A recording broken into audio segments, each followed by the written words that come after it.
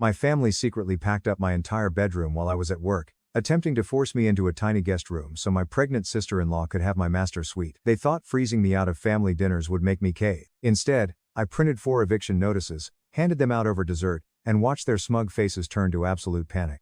32M. Work as a senior cloud architect in Seattle, Washington. After years of grinding, living in cramped apartments, and saving every penny I could, I finally reached a point where I was incredibly financially comfortable. I make around $180,000 a year, and last spring, I closed on my dream home. It is a beautiful, fully renovated 4-bedroom craftsman house in a quiet, leafy neighborhood just outside the city center. I cover the $4,200 monthly mortgage entirely on my own. I pay for all the utilities, the high-speed internet, the property taxes, the home insurance, and every single grocery run. I mention all of this to make one thing absolutely crystal clear. This is my house, and I am the sole financial provider for it. My parents, Helen, 60F, and Arthur, 62M, are both retired. My dad had some mild health issues a few years ago that forced him into early retirement, and my mom stepped away from her administrative job to help him. They were struggling on their fixed income, barely keeping up with the rising rent in their old apartment building. Because I love my parents and they supported me through college, I made what I thought was a beautiful, generous offer. I invited them to move into my new house with me, completely rent-free. The house layout is perfect for this. The basement is fully finished, acting almost like an independent mother-in-law suite with its own living area and a half-bath. The main floor has a massive kitchen, a formal dining room, and a spacious living room. Upstairs, there are 3 bedrooms. I took the master suite, which is my absolute sanctuary. It has a huge walk-in closet, a private ensuite bathroom with a soaking tub and dual vanities, and enough space for a king-sized bed. I work from home about 80% of the time, so the second bedroom was converted into my dedicated home office. I dropped serious money on its soundproofing, a standing desk, triple monitors, and an ergonomic setup. The third bedroom was left as a standard guest room with a queen bed and a small dresser. For the first 6 months, everything was idyllic. My parents were so incredibly grateful. They took care of the light landscaping, cooked dinner a few nights a week, and gave me plenty of space while I worked. I didn't mind footing the $500 weekly grocery bills or paying for their streaming services because seeing them relaxed and healthy after years of financial stress was worth every single penny. I felt like a good son. I felt like I had finally made it. But then, the dynamic shifted in the blink of an eye. One Saturday morning, I was sitting at the kitchen island, sipping my coffee and reading the news on my tablet. My mom was making pancakes. Out of nowhere, in this overly casual, breezy tone, she dropped a massive bombshell. "Oh, by the way, honey," she said, not even looking up from the stove.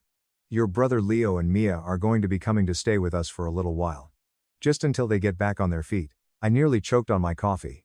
My older brother, Leo, 34M, and his wife, Mia, 30F, are the definition of a slow-motion train wreck. Leo has bounced from job to job his entire adult life, always claiming his bosses are out to get him. Mia works part-time at a boutique but spends money like she's a millionaire. They are always in some kind of messy, dramatic financial crisis, and my parents have spent the last decade bailing them out. On top of all this, Mia was currently 5 months pregnant with their first child. "Wait, what?" I put my mug down, staring at the back of her head. "What do you mean they're coming to stay with us? Where? For how long?" My mom finally turned around, giving me this wide-eyed, innocent look that I instantly recognized as manipulative. "Well, they've been struggling so much with their rent downtown. The baby is coming, and they're just so stressed. I told them they could use the guest room. It's just for a few months, Alex. They need the help." I was stunned. "Mom, you didn't even ask me. This is my house. You can't just invite 2 adults and a future newborn to live here without consulting the person who pays the mortgage." "Oh, don't be like that." She waved her spatula at me dismissively. "We're family. We have to help each other. Besides, the room is just sitting there empty. It won't be a big deal." I was furious, but before I could even fully process the argument, the doorbell rang. I walked into the entryway, looked through the sidelight window, and my blood ran cold. Leo's beat-up SUV was parked in my driveway, packed to the absolute brim with boxes, suitcases, and garbage bags full of clothes. They hadn't just been invited. They had coordinated this entire move behind my back, timing it so I wouldn't have a chance to say no before they were literally on my doorstep. I opened the door. Leo walked right past me, carrying a heavy box, and dumped it on my expensive hardwood floor. "Hey, little bro," he smirked. "Hope you don't mind some company. The pregnant lady needs a place to rest." Mia waddled in behind him, holding a designer iced coffee, looking around my house with a critical eye. "Wow, this place is actually pretty nice," she said, not saying hello, not saying thank you. A little outdated with the wood tones, but we can work with it. Right off the bat, it was an absolute nightmare. My grocery bill instantly doubled. I was suddenly spending nearly $900 a week because Mia demanded specific organic, out-of-season fruits, expensive prenatal smoothies, and premium cuts of meat. Leo would leave his dirty work boots on my vintage living room rug. They took over the television, blasting reality shows while I was trying to take conference calls in my office upstairs. They contributed absolutely $0 to the household. Not a dime for water, electricity, food, or internet. I was completely subsidizing their lives. The tension was a physical weight in the house. Mia started making these little passive-aggressive comments that drove me insane. I would be washing my dishes, and she'd lean against the counter, rubbing her belly. You know, Alex, it's crazy that one single guy needs this massive house all to himself. It must be so lonely up in that giant master suite. A baby would really bring some life into this place. I ignored it, putting my headphones on and retreating to my office. But the audacity was escalating. 2 weeks after they forced their way into my home, the real agenda was revealed. I was sitting in the living room on a Tuesday evening, exhausted after a 12-hour workday. Leo and Mia came into the room and stood in front of the TV, blocking my view. My parents were sitting on the adjacent love seat, suspiciously quiet. "We need to talk about the sleeping arrangements," Leo announced, crossing his arms. "What about them?" I asked, feeling my defense mechanisms instantly kick in. Mia sighed, placing a dramatic hand on her hip. "The guest room is just way too small, Alex.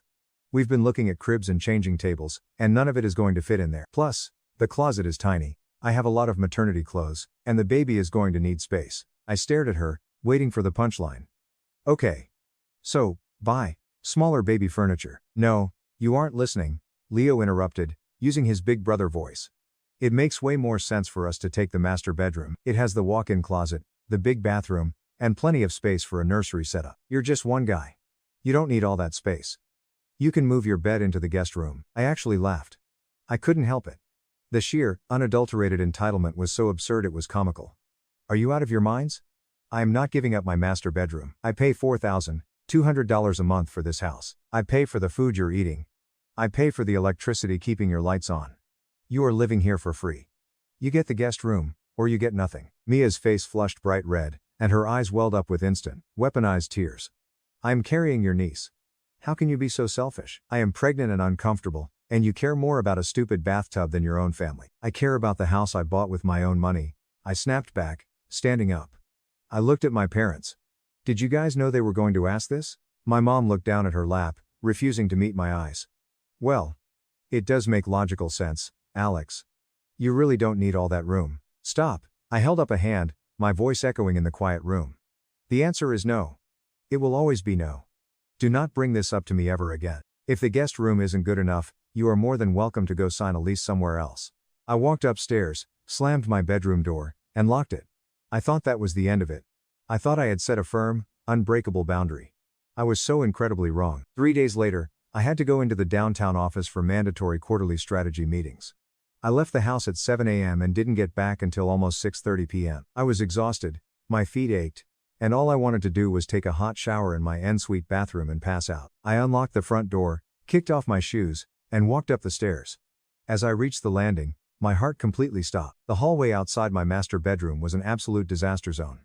My expensive, custom-ordered memory foam mattress was shoved haphazardly against the drywall, bending at a weird angle. Next to it were 5 heavy-duty black trash bags, bulging with my custom-tailored suits, my expensive sweaters, and my everyday clothes. My bedside tables were stacked in the corner. My personal bathroom items, my electric razor, my expensive colognes, my toothbrush were thrown into a cardboard box like garbage. I felt a blinding flash of pure, unadulterated rage. I stormed down the hall and shoved the master bedroom door wide open. Mia was standing in the middle of my empty room, holding a tape measure against the window frame, humming a cheerful little song. Leo was in my walk-in closet, casually pulling the heavy wooden shelves off the brackets to make room for what I assumed would be baby clothes. "What the absolute hell are you doing?"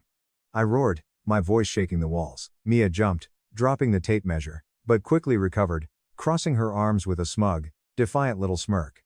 "We told you, Alex. The guest room isn't going to work. Your mom said it was fine if we just initiated the swap today since you were being so stubborn about it. We're going to paint this room a soft yellow. You went through my personal belongings? You bagged up my clothes like trash?" I stepped into the room, my hands balled into tight fists at my sides. Leo walked out of the closet, puffing his chest out. "Calm down, man. It's just stuff. Mom said you were just being dramatic and that you'd get over it once the move was done. You can start unpacking your bags in the guest room tonight. I didn't scream. I didn't yell anymore. My anger bypassed loud and went straight to a cold, terrifying calm. Get out of this room. Right now. No. Mia said, lifting her chin. I'm pregnant. And I need this space. Stop acting like a spoiled brat. I turned on my heel, walked out of the room, and went straight downstairs to the kitchen. My mom was standing at the stove, stirring a massive pot of beef stew. My dad was sitting at the table, reading a magazine. Did you tell them they could pack up my room? I asked, my voice deadly quiet. My mom froze. She didn't turn around. Alex, please try to understand. They just need the space more than you do. It's for the baby. I thought if we just got it over with, you'd see it wasn't a big deal. You gave them permission to dismantle my bedroom in the house that I own? I repeated, enunciating every single syllable. You don't need to be so hostile. She finally turned around, looking annoyed rather than apologetic. You're acting very selfishly right now. We are a family, and we make sacrifices for each other. I make the sacrifices. I shouted, finally losing my cool. I pay for everything. You live here for free. They live here for free. You eat my food, you use my electricity, and you think you can just evict me from my own bedroom? My dad finally looked up, frowning. Don't raise your voice at your mother, Alex. She's just trying to keep the peace. The peace is gone, I spat. I stormed back upstairs. Leo and Mia were still in the room. I grabbed Leo by the collar of his shirt. I am much taller and heavier than him and shoved him hard toward the hallway. Get out. I barked. I grabbed Mia's tape measure and threw it into the hall. If you step foot in this room again, I will call the police and have you removed for trespassing. I don't care if you're family. I slammed the door in their faces and locked it. I spent the next 2 hours dragging my mattress back in, unpacking my wrinkled clothes from the trash bags, and putting my room back together. I was shaking with fury. I realized then that they didn't see me as a son or a brother. They saw me as a wallet and a hotel manager. The next evening was when they decided to execute their most pathetic, passive-aggressive power play. I had stayed in my office all day, working and ignoring the heavy footsteps and whispered conversations happening downstairs. Around 6:30 p.m., I started feeling hungry. I walked down to the kitchen. The smell of roasted chicken and garlic potatoes filled the air. My mom had cooked a massive family dinner. I walked into the dining room. My mom, my dad, Leo, and Mia were all sitting around my expensive mahogany dining table. The table was perfectly set. There were 4 plates. 4 glasses, 4 servings of food. There was no place set for me. I stopped in the doorway, staring at the table. I thought maybe it was a mistake. Did you guys run out of plates? I asked, my tone flat. My mom took a delicate bite of her chicken, chewed slowly, and swallowed before looking at me with cold, hard eyes. No, but since you don't want to act like family, and you don't want to help the family, you don't get to eat with the family. You can fend for yourself. Leo smirked around his fork. Mia let out a tiny, cruel little giggle. My dad just stared at his plate, refusing to intervene, silently endorsing this middle school bullying tactic. They thought this would break me. They thought freezing me out, making me feel isolated in my own home, would force me to apologize, hand over my bedroom, and fall back into line as the obedient, ATM brother. Instead, it was the moment the last shred of my familial guilt completely evaporated. I didn't say a single word. I turned around, walked into the kitchen, and opened the massive stainless steel refrigerator. It was packed with $500 worth of groceries I had bought 3 days ago. I calmly took out every single item I had purchased. The expensive steaks, the organic milk, the fresh vegetables, the artisanal cheeses. I threw it all into heavy-duty garbage bags. I opened the pantry and did the same thing. Cereal, snacks, pasta. All of it went into the bags. Hey! What are you doing? Leo yelled, jumping up from the dining table and running into the kitchen. I'm fending for myself, I said coldly. I dragged the 3 massive trash bags out the back door and tossed them straight into the outdoor dumpster, locking the lid. Leo was turning red. Are you insane? That was hundreds of dollars of food. My money, my food, my dumpster, I replied, walking past him. I went straight upstairs to my home office. I booted up my PC. I opened a Word document.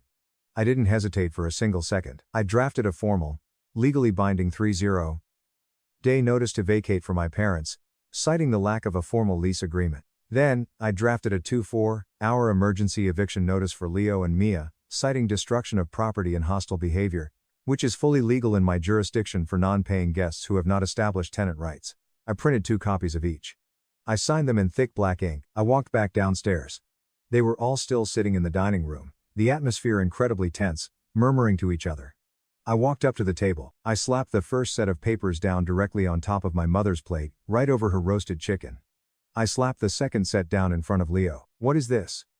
my dad asked, his voice trembling slightly. "That is a 30-day eviction notice for you and Mom," I said, my voice echoing in the dead silence of the room. I turned to my brother. "And that is a 24-hour notice for you and your entitled wife. You have exactly until 7 p.m. tomorrow to get every single piece of your garbage out of my house. If you are still here at 7:01 p.m., I am calling the police, I am having you trespassed, and I am pressing charges for vandalism regarding my bedroom." Leo stood up, knocking his chair backward. "You can't do this. We are family." "You aren't family," I stared him dead in the eyes, not flinching. "You are parasites. And the host is officially cutting you off. 24 hours. Start packing." Update 1.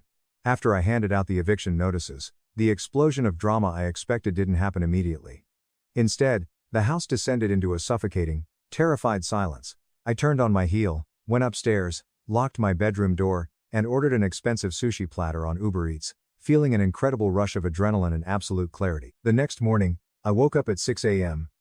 I fully expected to find my car tires slashed or my house trashed.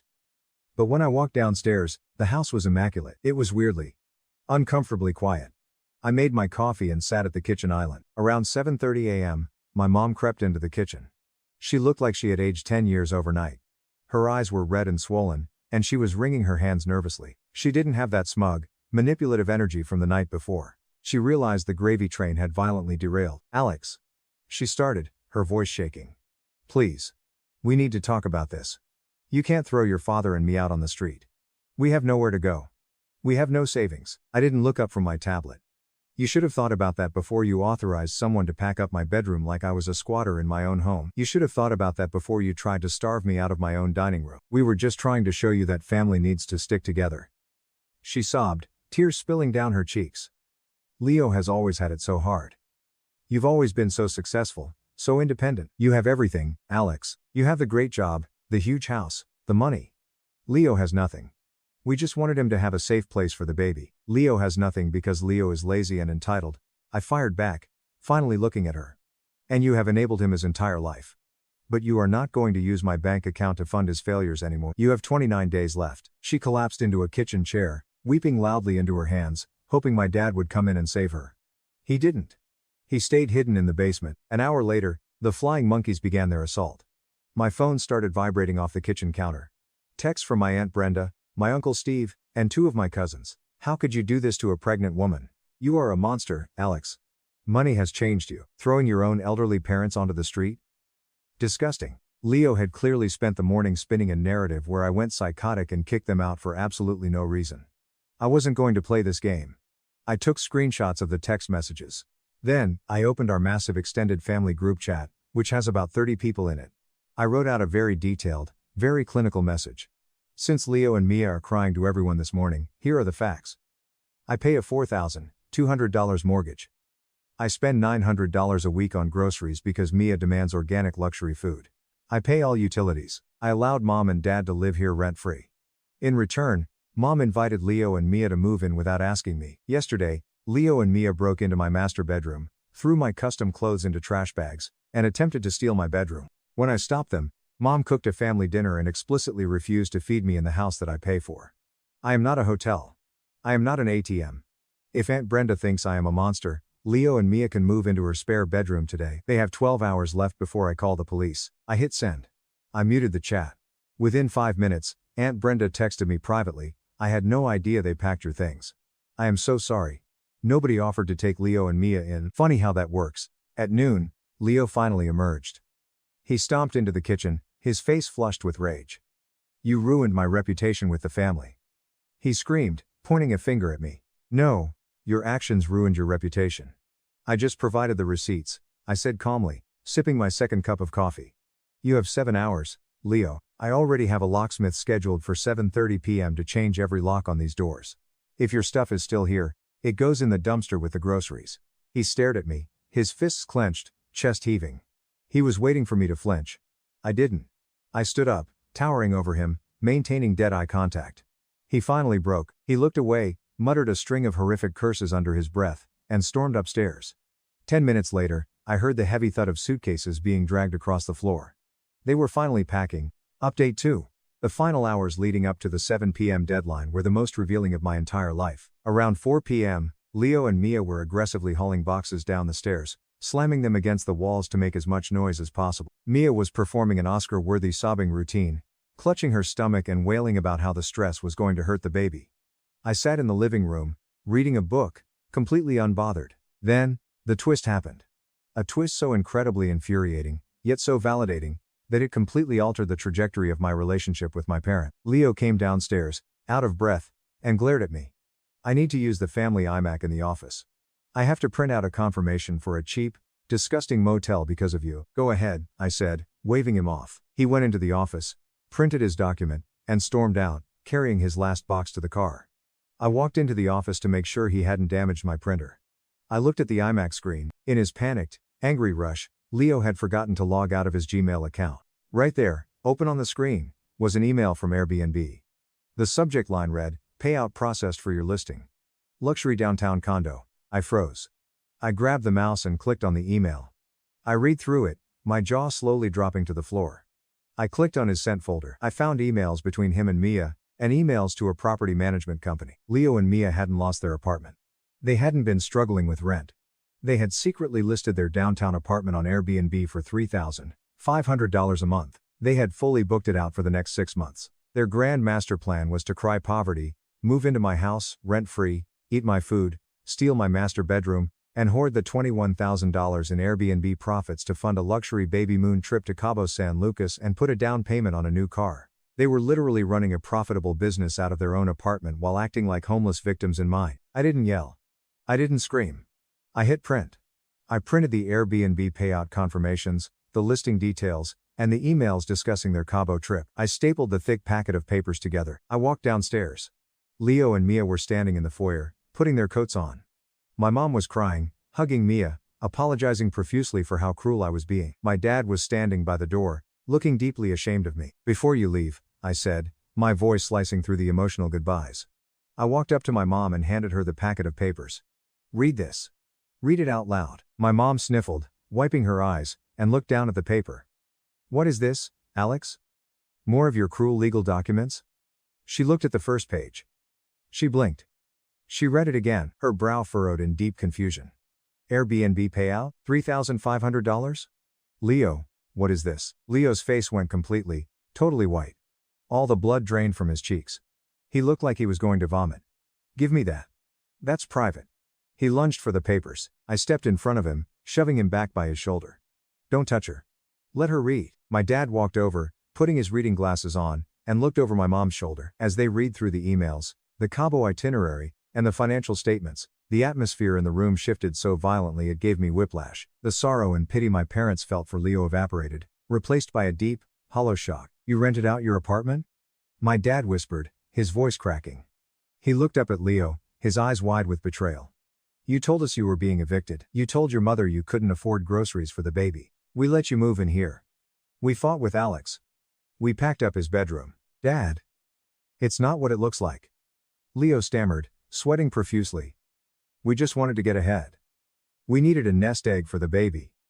Alex has so much money, he didn't need us to pay rent. It was just smart business." "Smart business?" My mom shrieked. It was the loudest I had ever heard her yell. She dropped the papers on the floor, stepping toward Leo with absolute fury in her eyes. "You used us. You made me turn against my own son. You made me treat Alex like a monster so you could go on a vacation to Mexico." Mia tried to step in, her fake tears completely gone, replaced by a nasty sneer. "Well, if Alex wasn't such a greedy, selfish hoarder with this giant house." "Shut your mouth, Mia." My mom snapped, pointing a trembling finger at the door. "Get out. Both of you.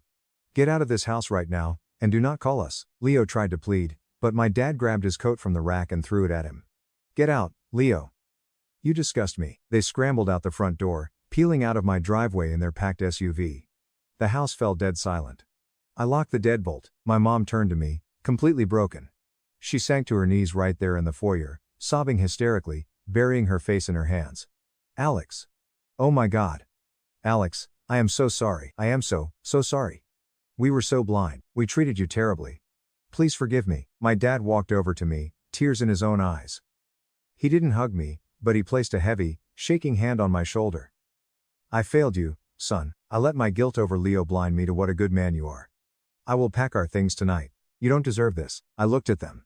The anger I had felt for the past 48 hours slowly began to drain away, leaving me exhausted. I had won, but it was an ugly victory. You aren't leaving tonight, I said quietly, helping my mom up from the floor. But things are changing. Permanently. It has been 3 months since that day. Leo and Mia are dead to me. They tried to reach out once, but I blocked their numbers. I heard through the family grapevine that they had to cancel their Cabo trip to afford a short-term rental because they couldn't break their Airbnb lease. Karma is beautiful. My parents stayed in the house, but our dynamic is entirely different. I drafted a formal, legal lease agreement for the basement suite. They now pay me $1,000 a month in rent, and they cover their own groceries. They agreed without a single complaint. They have spent every day since the eviction trying to rebuild my trust. They respect my space, they never enter my floor without asking, and my mom has apologized at least a dozen times for the dinner incident. It will take a long time for the emotional scars to heal, but for the first time since I bought this house, I actually feel like the master of my own domain. I finally have my peace, my respect, and my master bedroom all to myself. My selfish dad brought a stick to my daughter's birthday, saying pricey gifts were for other grandkids. I was furious and kicked him out. I knew my father was selfish, but this was different. Amanda had been looking forward to her 10th birthday for months. She had a wish list that included a bike, art supplies, and possibly a new dollhouse. Emily and I organized a large party, inviting family and close friends. The decorations were up, the cake was ready, and Amanda was beaming with delight. My parents eventually arrived, albeit late. My father walked in with his customary air of self-importance, my mother lagging after. He carried no gift bag or nicely wrapped box. He held a rough, somewhat damaged branch in his hand. A stick. Amanda stared at it, bewildered. What is that? My father held it out to her. Your birthday present, he said with a grin. The room went silent for a little moment. The guests let out a few uneasy chuckles. My sister Laura and her husband shared amused glances. My mother gave a quiet, strained laugh. Amanda paused before accepting it, clutching it as if it would bite. I do not understand. My dad clapped his hands. Expensive presents are only for other grandchildren. And then he laughed, a deep, passionate chuckle, as if he had just told the greatest joke of his life. Laura giggled. Her spouse grinned. Even some of our more naive guests gave polite giggles, unaware of what was going on. Amanda's face wrinkled. She turned to me and Emily, her voice low. Why does Grandpa say that? Emily held her close and caressed her back. I could see her jaw clenching, as it did whenever she held back. I was not holding back. I turned to my father with a hushed voice. What the hell is wrong with you? He shrugged, totally unconcerned. You do not deserve my respect, William. You are aware of this. Why should I spend money on your daughter? The laughs ceased immediately. Several people shuffled uncomfortably, realizing they had laughed at something that was not a joke. I saw red. The years of his petty games, favoritism, and unending manipulation all came crashing down on me at that point. But instead of erupting, I did something different. I smiled. Then I stood up, walked across the room, and did something that caused my father's face to drop for the first time that night. I grabbed a knife. For a brief while, the room held its breath. Not in a violent way, I wasn't about to do anything insane, but in a way that indicated that something was about to happen. I turned to the cake Amanda had been raving about and carefully cut 2 flawless slices. One for her. One for Emily. I then turned to my father. You are no longer welcome here, I said. Silence. Not the awkward type, not the uncomfortable type. A deep, disturbing silence settled into the walls, reminding everyone that something had irreversibly changed. For 30 minutes, no one spoke. Not my father. Not my mama. Not my sister. There is not a single guest. And then, just as he felt he had the upper hand, I decided to put an end to this once and for all. Nobody spoke for 30 minutes. My father sat with his arms crossed, his grin dimming as he realized no one was coming to his defense. My mother remained mute, looking down at her lap. Laura avoided making eye contact. The visitors squirmed nervously, unsure which side they should take. Amanda sat next to Emily, picking at her cake in little trembling nibbles. She wasn't crying anymore, but she wasn't happy either. That was the most devastating blow to my spirit. My father finally sat back and scoffed. William, are you serious? Over a joke? I kept my voice calm. You humiliated my daughter on her birthday, in front of everyone. It was not a joke. He rolled his eyes. Oh, please. She's 10. She will forget it in a week. Amanda looked up. Number she will not. His face jerked, and for a split second, I noticed something in his eyes. Something resembling doubt. But then it was gone. Jesus, he mumbled. This family has gone soft. That was the final straw. I stood up. Get out. He gave a harsh laugh. Are you kicking me out? What about your own father? Because I did not spend money on your brat. Emily also stood up. Yes. Leave. Now. The anxiety was awful. My mother finally raised her head to look at us, her lips pushed together. She seemed like she was about to say something, but she didn't. Laura scoffed. Oh, come on, Dad was just. I shut her off. Do you think that's okay? That he treats Amanda like garbage but your children receive everything? She shrugged.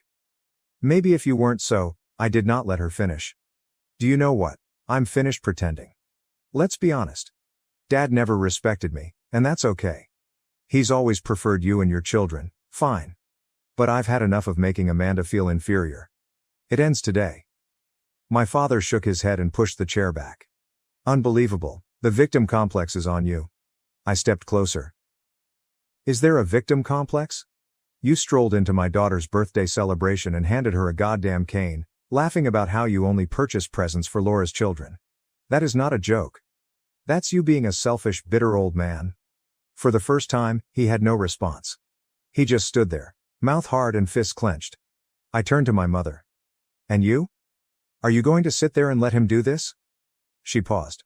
Then, in a softer tone than I anticipated, she said, I didn't know he was going to do that. That was the moment when everything changed again.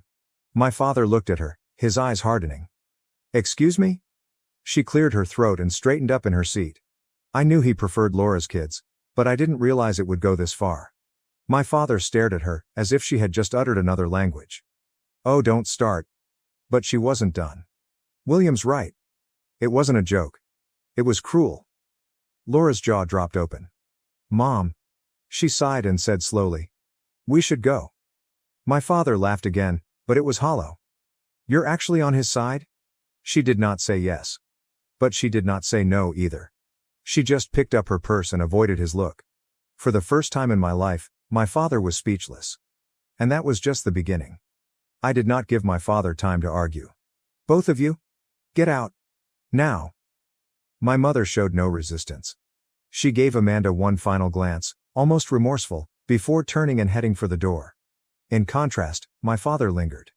Looking around the room, as if expecting someone, anyone, to support him. When no one responded, his face twisted in hatred. You're a joke, William, he sneered. A week's little joke, I said, my voice frigid. He gave a dry laugh and shook his head. Fine, but don't come crawling back when you realize you can't cut me out of your life. I opened the door for him without saying a word. My mother went out first. He followed. But, just before crossing the barrier, he turned one final time to stare at Laura. Are you coming? Laura hesitated. She stared at me. Then to my wife. Then I looked at Amanda, who was still gripping the ridiculous cane like she had no idea what to do with it. Then she sighed and stood up. Yeah. I'm coming. Of course, she was. She grabbed her husband's arm, and they followed my parents out. The door closed behind them. For a few seconds, nobody moved. The guests were transfixed, waiting for some sort of cue on what to do. However, there was nothing to say. There's nothing to do. Amanda broke down. She burst into tears and buried her face on Emily's stomach. Emily knelt down, whispering softly and rubbing her back. I crouched alongside her, placing a hand on Amanda's shoulder. Honey, I spoke sweetly. It's okay. She sobbed. Why does Grandpa hate me? Emily closed her eyes and drew a long breath. I clenched my fists and forced my voice to be quiet. He doesn't hate you. He doesn't know how to be a good person? She sniffed. But he's nice to Laura's kids. I swallowed the lump in my throat. I know, honey. And it's not fair. But listen to me. We love you more than anything. You don't need him to be happy. She wiped her nose against her sleeve. But my party is ruined. That section hurt the most. Because she was correct. The air in the room was heavy. Nobody was laughing. Nobody was celebrating. Guests shifted awkwardly, with some making fast excuses to leave. The supposedly flawless birthday party had turned into a disaster. Emily and I tried our best to lighten the mood. But the harm had been done. The candles were already melted. The presents seemed pointless. Amanda attempted to grin. She tried to act as if everything was fine. But she wasn't. And that's when I made my decision. This was not over. I was not going to let my father walk away thinking he had won.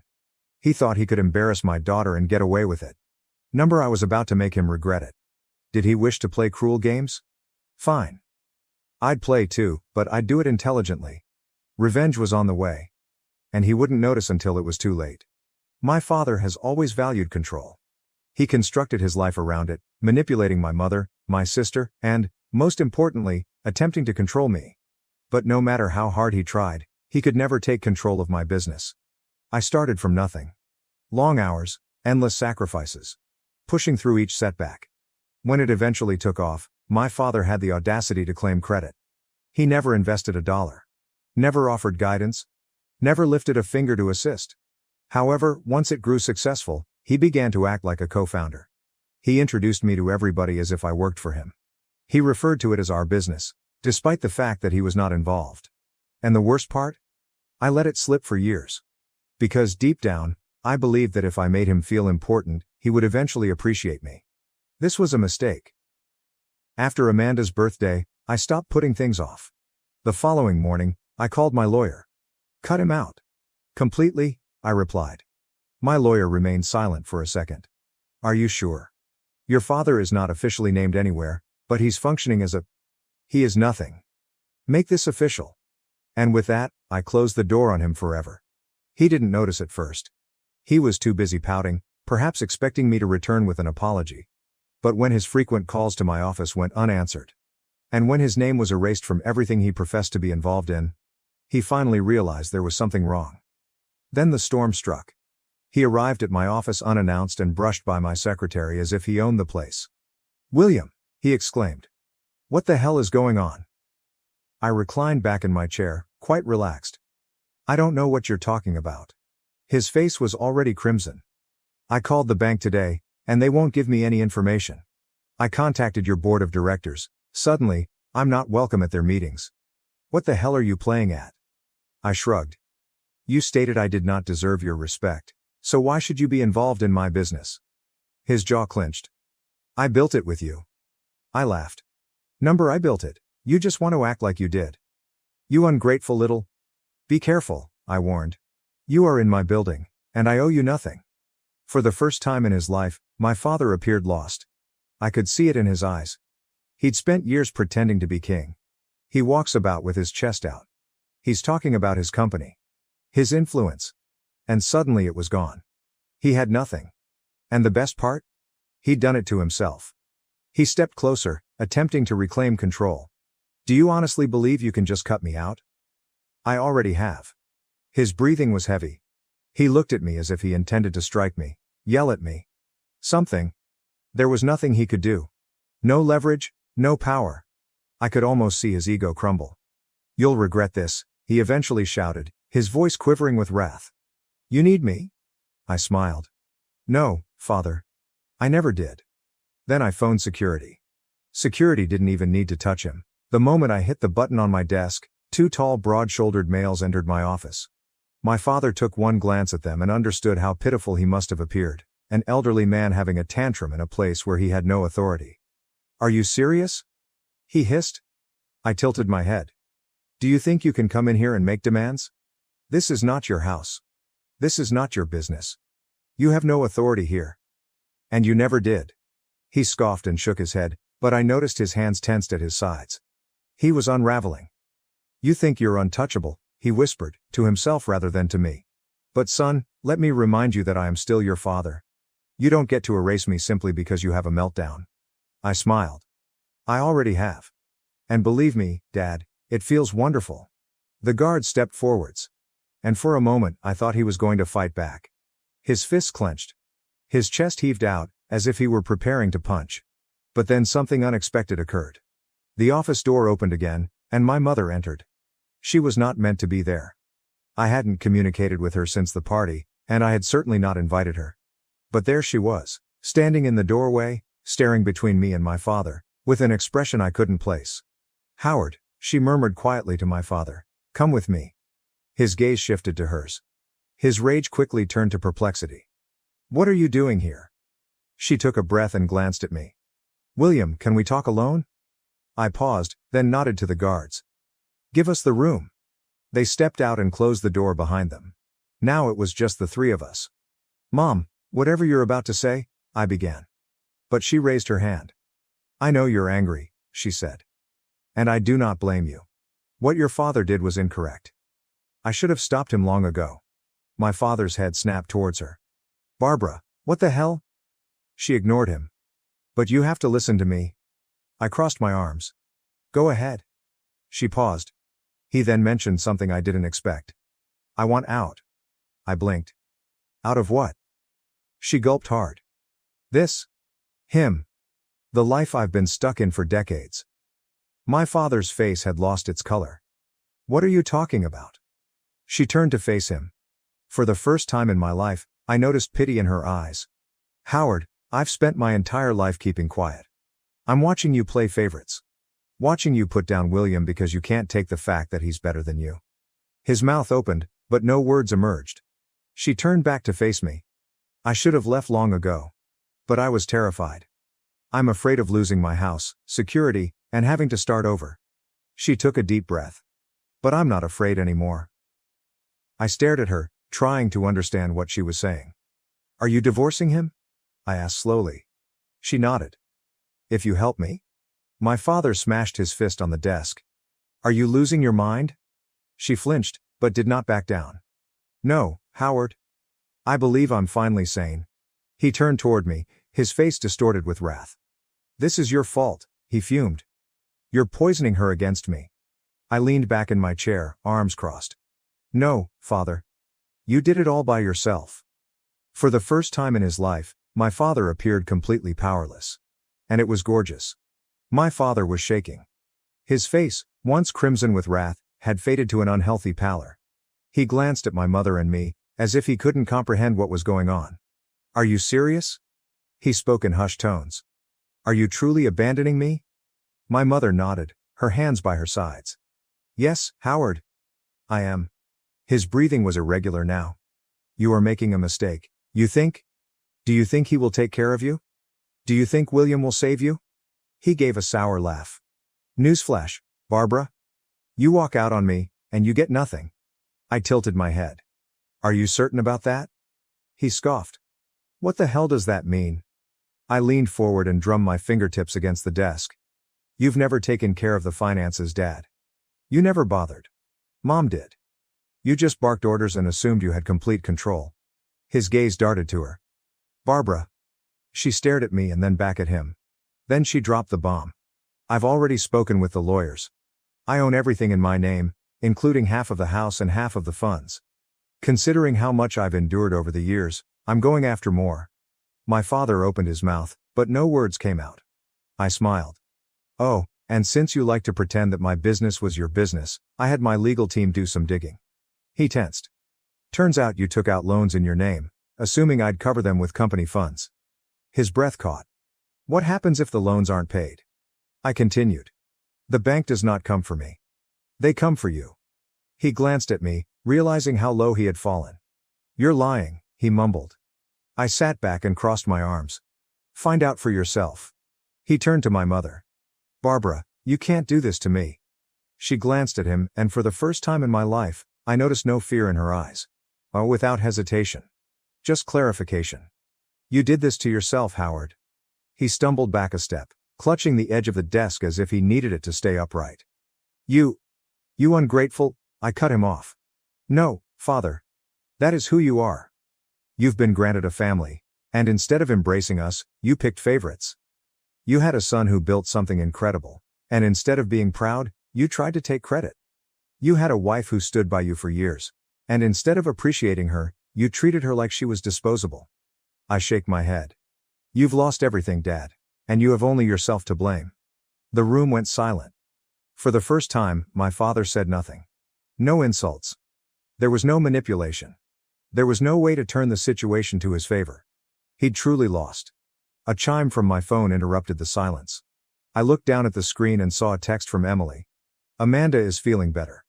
We took her out to have ice cream. She smiles again. I sighed, and the stress left my body. That's all that mattered. Amanda was happy. Safe. My father's poison left me unharmed. I stared back at him. You should go. He stared at me, his eyes filled with something I couldn't quite place, perhaps sorrow, contempt, or the realization he had ran out of people to control. He turned and went away. My mother stayed for a moment longer, staring at me with gratitude. Thank you, she replied quietly. For what? For reminding me that I still have a choice. Then she departed too. My father was suddenly absent from my life. I am not going to lie and claim it did not feel good. It did. It felt right. I did not seek vengeance solely for its own reason. I did this to protect my daughter. To ensure she never felt inferior. That she would never have to spend another birthday feeling unwanted. And as I walked out of my workplace to return home to my family, I knew one thing for certain. My father would never harm us again. I found out my wife was cheating with my friend after she secretly went out despite my warning. She admitted to multiple affairs. I'm 30 male and my wife is 25 female. We've been married 3 years and together roughly 6. Never had kids. No assets whatsoever. Debt exceeds checking account balance. I earn about $4,000 a month and we rent a house. She earns roughly $1,500. I work hard to give my daughter the life she deserves, and now I face the unthinkable. My workplace family is close. A almost 3-year coworker urged me to join a recreational soccer league, which I've played in for 2 years. I thought my wife supporting me by attending every soccer game was nice. I suspected she went for the alcohol though. I drank lightly most game nights.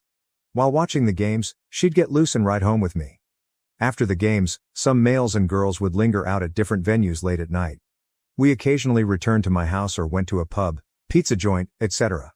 A couple of weeks ago, a group of them were going to a guy's house a city away from me. After the game, I apologized and said we wouldn't go. I worked early the next morning. On the way home, she texted a friend to drive her there. She asked if she could go while I drove home. No, I said. Work in the morning, but I want to be with you tonight. She silently punished me with anger and alcohol. As I entered the driveway, a car pulled up in front of the house. It was my pal. Her executive choice to attend this party enraged me. I told my friend to exit from his automobile. My wife left my car and entered his. Driving away. The dead iPad I got her years before was plugged in my wrath. Though old, I knew it was linked to her messaging/social media accounts. I noticed where she was and tried to stand. That night, I fell asleep at 3 a.m. She was still away. Morning came, and she was in our bed. I had no idea when she returned. I woke up, got ready for work, and went without waking her or kissing her goodbye for the first and last time. I wanted her to know I was mad. I put the iPad in my briefcase before work. I worked that day. After a meeting and a few conversations, I pulled out the iPad and saw a message app notification. Buddy is typing. An awful exchange of self-destructing messages appeared in the app. I saw their communication in real time, thus this app must have been obsolete. The night prior, they recanted. Buddy was talking about them making love and other guys having fun last night. Very nearly lost it. After that, things became worse. I watched my wife tell Buddy to send her a video of him enjoying himself. He obliged, and I unfortunately witnessed it. I raced from my office to the restroom and vomited profusely. Was shaking after seeing what? I was excused from work today. After several hours to relax, I was scared I would damage someone or myself. She was still asleep on the bed when I got home. I set my stuff down and invited her downstairs. I sat across from her and asked her to describe yesterday night in full. She did, without sexual situations. Drinking, pool, and conversing. The end. I asked her when she last spoke to Buddy. She stated she messaged him that morning, but nothing in particular. I dropped the bomb. Would your story change if you knew I watched your entire morning conversation with him? Her tears fell. Her first words were, "You leaving me?" She confessed. Though she couldn't remember, she said she had sex with Buddy and another teammate last night. And that was all she remembered. Perhaps there were more guys involved, but she wasn't sure. I hated it. Was this her first time? She surprised me by saying there had been others. One was in my house while I slept upstairs. The end. Everything was numb to me. We packed her bag and she went to visit family. She begged me not to tell. My horrible story was mine alone. 2 weeks till D-Day, I have no idea what to do. I hope I don't have the worst D-Day experience, but it's hard to imagine anything worse than catching your wife in a gangbang with males you've accepted into your lives and discovering they've been together for months. She now attributes everything to drink. She vows to start AA. Encourages couples therapy. She wants a united outcome, perhaps too late. But I'm a chump and experience all the post-infidelity emotions, including guilt. Not sure why. I have a lawyer appointment tomorrow. I hope my decision is right. However devastated she is from being an alcoholic, no matter her sincere desire to resolve this, I imagine her as douche sandwich lunch meat whenever we converse. Can't trust her. Her persistent deeds offend me. I deserve much better. Why do I feel bad when I'm not perfect? No reconciliation, right? I am not the villain, am I? Any advice or help is much appreciated. Writing this and seeing it so clearly makes me feel stupid. However, it's difficult to quit caring about the person who shocked you. Please be patient with me. Update 1. Your advice, concern, and positivity are much appreciated. I've had several kind individuals ask how I'm doing since I posted about my experience almost a month ago. Unfortunately, this scenario has escalated from awful to egregious. My words don't do it justice. I apologize for the long update post, but it's the only way to show how devastated I am. I followed your suggestion and scheduled many attorney and legal document preparation sessions days following the initial post to keep my options open. FYI, my wife was unaware of the meetings. A few days passed without interaction after the post. But she insisted that this time she would try to get us in to see a marriage therapist, something I had been pressing on for months before my D-Day, to see if we could work through this. My heart knew what I would choose. She got us on a therapist's schedule, but it would take a week and a half. I stalked her every move on that filthy iPad. I was fixated. Watching every communication pass. I checked Facebook, Snapchat, and everything else. I had no further evidence after a week and a half of monitoring her online activity. I hoped she was expressing genuine regret. When we saw the therapist, he sat us down and asked why. I instructed her to recount the tale in her own terms. She left certain information out, but much was on the table. After listening, the therapist asked, "How does that affect your trust in her? You feel how about your marriage?" Shaking my head in surprise and shock. Instead of answering, I said, "I fear I will never say it out loud if I don't now. I can't recover. This marriage is over. Broken vows.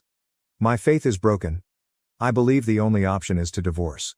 My stomach sank, and she cried hysterically.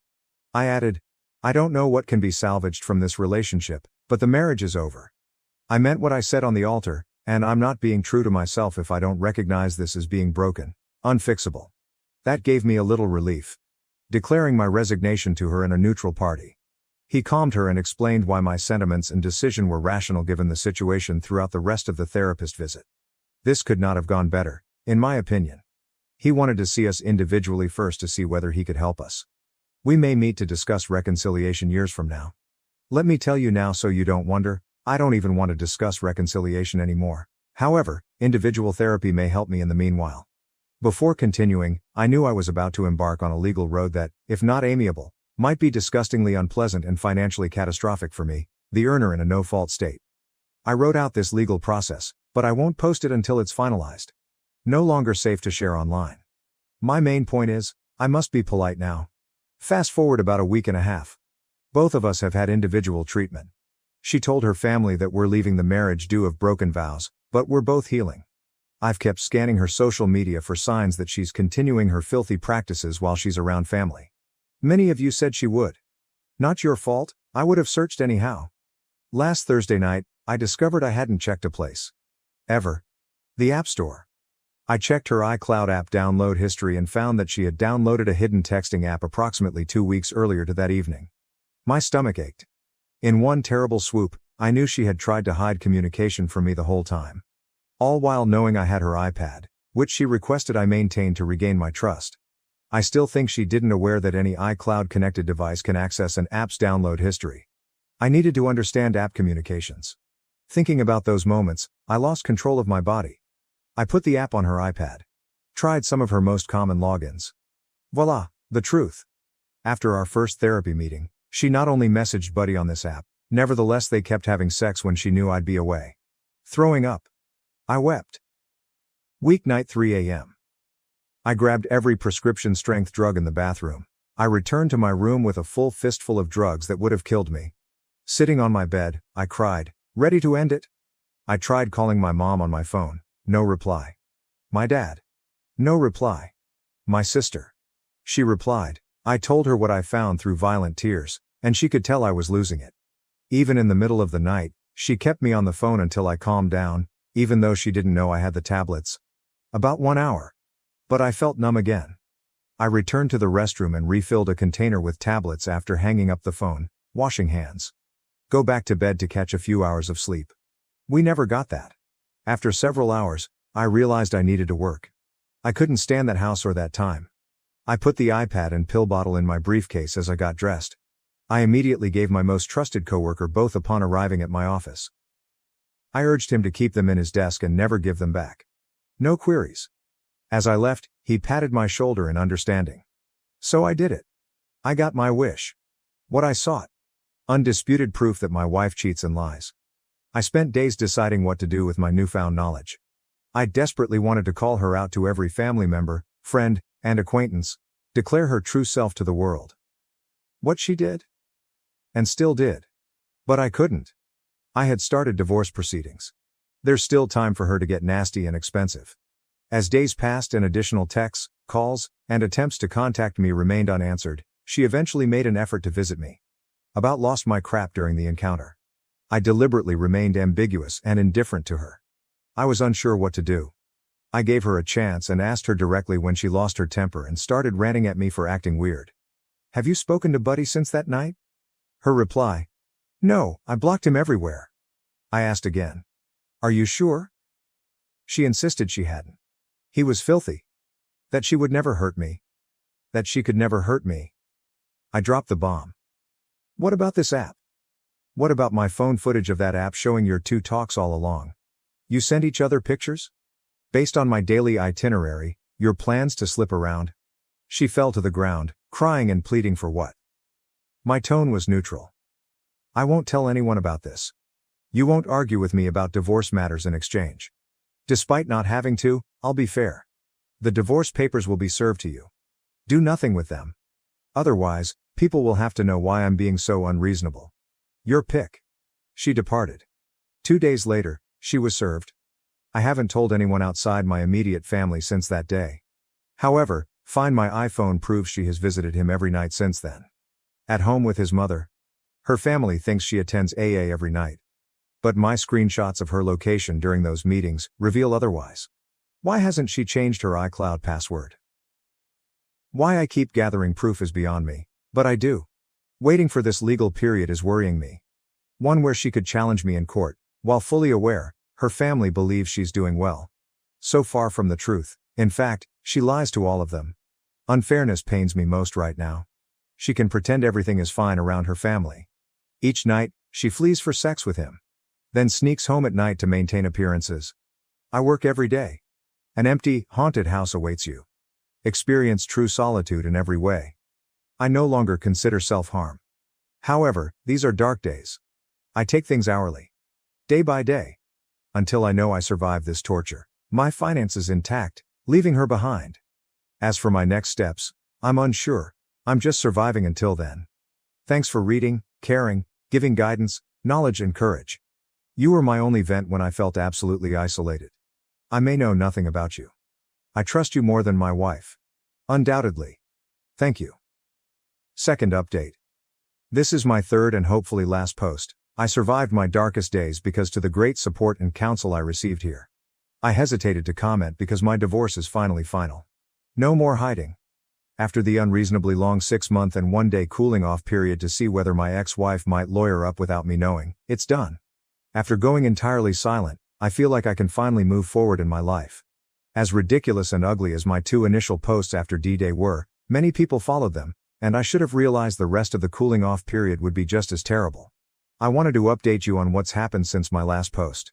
My last post was 6 weeks after D-Day. I didn't indicate in that post that I had filed my divorce papers with the county. Many wonderful Redditors advised me to give her the iPad and cut any ties to gadgets, shared logins, and accounts that would allow me to obsess over what, where, who she was doing. I knew enough. Out was my goal. My approach to divorce may have caused emotional harm in the long term. It had less long-term influence on my wallet. Despite its painful slowness, it all made sense in real time. After accepting that I could never trust her again, I needed to get rid of her. I wasn't going to give her $2,000 in spousal support month to month for half the marriage. We had no kids together. But my state allows no-fault divorce, and I was the breadwinner. No way. No way. I'm not compensating her for her harm. I got mad. Thought about it, and planned to leave this marriage and her quickly and completely. Looking back, I regret my divorce negotiating techniques. It worked out. Though I think my morality may have suffered. A matter of opinion. From my perspective on fault and accountability, she caused me mistrust, grief, and anguish that dwarfed my acts. I submitted the divorce paperwork to the county around my last post, but I was still waiting for their confirmation. I hid this from my wife, who lived with her family. She was never allowed back in my home after I made her leave. I scheduled several meetings for us to chat. I wanted to convince her I still wanted to save the relationship. Complete falsehood. But in all our conversations, I made it clear that I thought our marriage was finished. Breach of vows. If we wanted to start over, we must start over. This marriage must terminate mutually. We can then court each other again and build a better relationship. This is making me gag typing it. I can't believe she bought it. I would make it as easy and pleasant as possible for her, accelerate the process, and keep it out of the public eye, just to get through this phase so we could focus on the next together. My service of her was an example. A mutual acquaintance played third wheel in a handoff, signature exchange, and chat at my place, where we lived together. She signed necessary documents. She sealed her paperwork in their envelopes without scanning them. I doubt she ever delved into the legal procedures, as I portrayed a perfect scenario without spousal support. The biggest issue I wanted to avoid was giving her spousal support, beyond dividing what was in our account. I played the need time on my own to think card for the first several months. Hard to avoid seeing her, although we met twice a month for dinner or public events. I made small talk and pretended to care. She could never say I tried to hurt her because our meetings were always public. Maintaining appearances. I manipulated her. I made her think I was really processing what occurred and trying to forgive so we could reconcile. I had no intention of doing so. I cleaned by keeping her led on. Remove her from my financial accounts, with her help kick her out of the lease, even got all her stuff moved out of our house into storage. After all that, I told her we'd move and that taking her stuff removed would make the existing home less haunting for me while I healed. Lying to her and keeping her submissive and cooperative made the separation tasks go well. She thought her actions were good for us. This technique helped me get through 4 of the 6 months needed to see the light. In early month 4, a family member she was staying with texted me asking if we were still working things out. This family member knew about Buddy and the truth, yet I replied to maintain my reconciliation charade. Yes. Why? I got a picture. My wife and Buddy were eating out in a different city. The next text read, "This is happening now." Apparently, one family member saw coworkers having drinks after work. I blew it by letting my emotions take over. I immediately texted my wife to call her. She lied and said she was in an AA meeting and could contact me after she was done. Then I retaliated. I didn't realize, restaurant held AA meetings. Buddy was now your sponsor? That caught her eye. She called me immediately and yelled at me for pursuing her. My response used foul language the mods will not allow on this sub. Basically telling her off, calling her names, and that I never wanted to talk to her again. Thus, she dated Buddy in the final 2 months of the divorce. This was first private but later public. I blocked both on all social media. Information came from our friends. Questions arose. More folks contacted me to ask what was going on. My wife was posting more status updates and photos of them together. Upon request, I would provide as much information as requested. Friendships and ties I valued and wanted to save, I needed their support. Just telling them the truth worked. But having support and hearing others who knew us both say what she did to me was horrific. To hear that approval felt more essential than divorce's material division. Finally, I had folks to vent to. Boy, did I vent? Nearly everyone I spoke to explain what happened had contacted her first. In some way, to identify this guy she posted so many photos of? All those follow-up calls to me had one thing in common. She greatly downplayed the occurrences. I believe she admitted to cheating. I was required to explain the things she omitted. Each of our acquaintances and most of her closest relatives were shocked. I feel they chose to support me and still do. I even asked them not to argue until the divorce was final. Pictures became bolder as they spent more time together. As their relationship became increasingly public, My phone rang more. So I had to beg folks to quit telling me about their developments. Because it still hurt me emotionally. Valentine's Day fell days before the divorce. Along with the day of love, came 3 screenshots. From 3 people identical social media posts, 2 pigs embraced with a romantic message and photo. About how incredible God is to provide her such a great boyfriend, she couldn't be happy. That she literally hopes to marry him. When a door closes, God opens a window. That bewildered response from extended family and her distant pals inquiring who that was funny. Even some surprised emojis. I don't mind them together. But it does. Loss still haunts me. I'm disgusted and regretful at how silly, nasty, and cold-hearted this woman is. That I didn't see this beast for so long sickens me. Buddy is a vile person. I have no respect or energy to comment or worry about him. Karma will punish him for staying with her. My ex-wife, whom I barely know. This makes it easier for me moving ahead. The day eventually came last week, our divorce date set by the court. I wasn't served any paperwork, so she couldn't fight me for anything not in the initial agreements. The ones we wrote when we pretended to try again. I kept my whole 401k. No spouse support. I owe nothing more. No attorneys. No court. No more dealing with them. Later that day, I blocked her number from my phone. Next day, 7 of my best friends, 6 of them were mutual friends, gave me a divorce party. The Snapchatters posted it all night. Documenting the party was worthwhile. That got my ex-wife to block them all on social media. Some received abusive SMS. Her maid of honor attended my divorce celebration and never wants to see her again. P.S. My final internal struggle. Someone may have insight.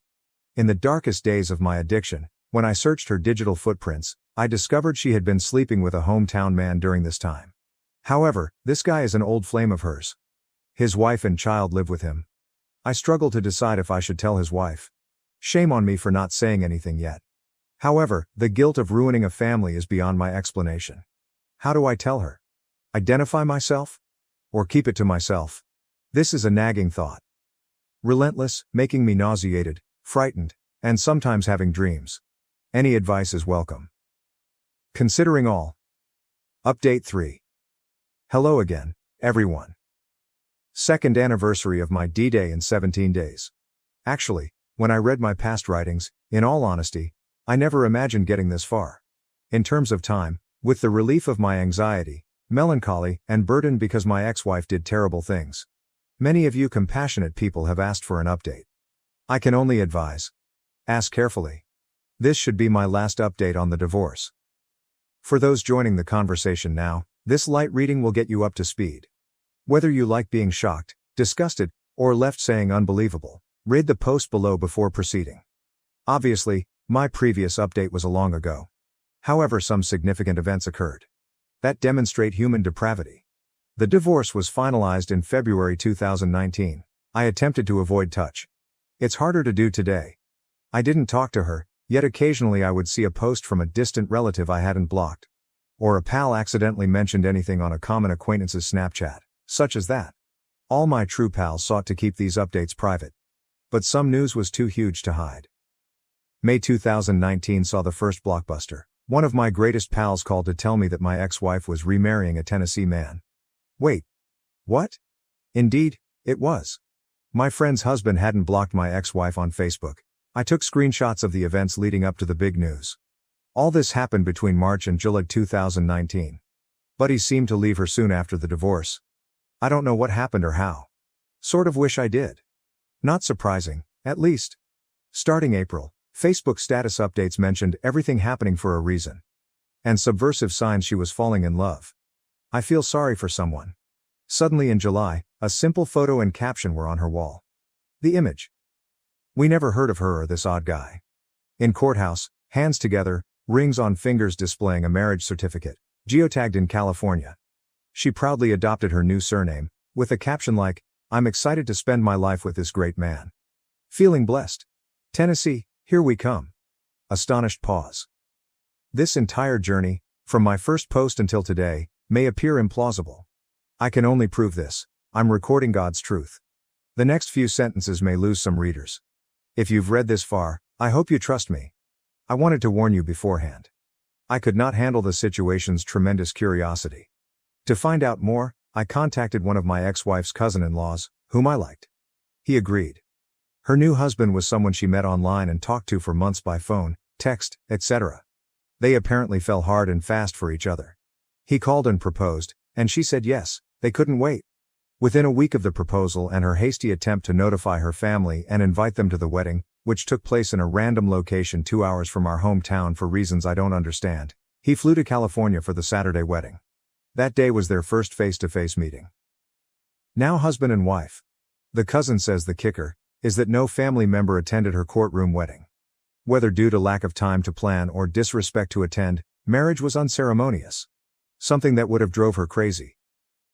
That Sunday, she packed her belongings into a moving truck. They headed east for Tennessee on Monday. I was stunned. After hearing it from enough individuals, I believe the tale and time frame are true. That seemed unthinkable at the moment. That poor man. If only he knew. He would know if he would have known not to marry in California. A no-fault state where he may face my issue with her. Hopefully, he was unaware. Opposed to stupidity. In the meantime, I tried to forget them both. I took comfort in knowing they were relocating far away. Where she would never randomly appear again. Summer 2019 ended, another bombshell in mid-fall. While browsing Instagram, a video showed my ex-wife carrying a dish in front of her father appeared. He covered his eyes with palms. Before I realized what I was seeing, I observed one blue frosted cookie on the dish. The video showed my ex-wife counting down. 3, 1, a boy. Her father opened his eyes. A crazy gender reveal video. Why is this visible? Her mother recently opened a public Instagram account and posted this video of her husband's enthusiasm. Instagram's algorithm suggested this video from someone I may know. Completely lost it.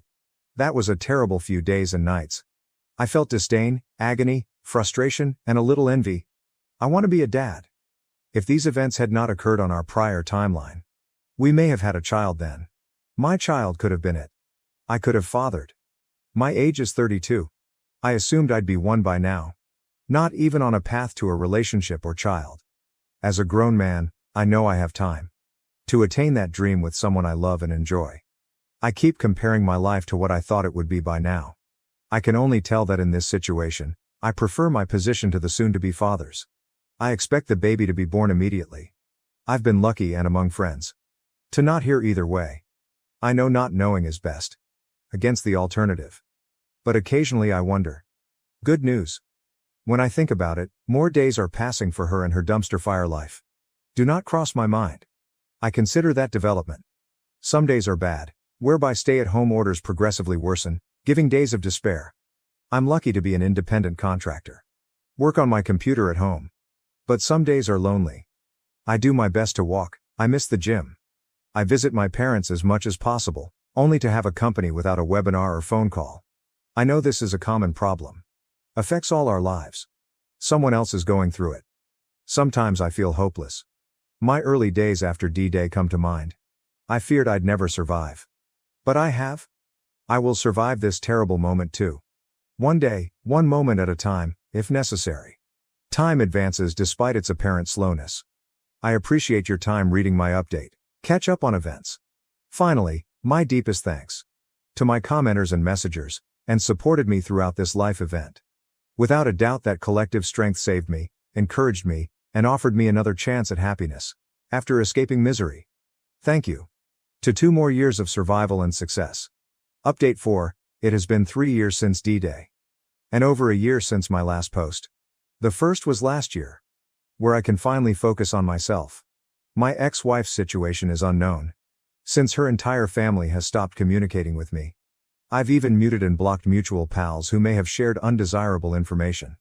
From past experience, keeping anything related to her or her family off my feed would offer me the best chance to focus on my future without getting lost in the past. Truly, being without her family was hard. Because they were my family till she did what she did. Some I loved like blood kin. Accepting the loss of such relationships was difficult and unfair. Ultimately required. I know this method is profitable, because more days go by without thinking about her. Versus when I, despite thinking about her now, more like thank God I dodged that crap storm. Rather than sadness or pain. During the pandemic last year, my career changed drastically. I founded my own tech support IT system design consulting firm. A faith leap, but it paid off immediately. I got several contracts fast, including 2 government agencies in my county. Much work has been done, both contracts have been extended for 12 months. Not slowing down. Self-employed, having the flexibility to make such a decision with only myself relying on my success, has energized. The work I do for clients is my pride. Feeling self-worth has changed everything. I view the past differently and don't worry about the future. My job is steady. My finances are better than ever. Past recollections are mostly gone from my mind. My body is healthier than it has been since this started. I like myself as a man. The one issue I have due to my usual distrust of individuals romantically, especially women. I left my job easily since I distrusted others. Entering into business for myself seemed obvious. I can perform the work alone, and I always do. Romantically, the desire to be with someone has diminished. No problem being alone. And in my limited online dating experience, I discovered that mostly, it's a dump of broken people. I concluded this after 3 to 4 dates. Incredibly disappointing experiences with women who didn't want anything substantial, as their profiles suggest. Instead, they were neglected ladies who wanted every man's full attention. No one of my dates a year ago seemed believable, were simply talking to me. I felt like I condoned their fielding. No more of that for one lifetime. Not to be disrespectful to women, or that I took a pill, or went my own way. I crave that intimacy and connection. Want someone to share my life. Just because I feel that way doesn't mean I'll let anyone in. Just to avoid solitude. Willing to wait.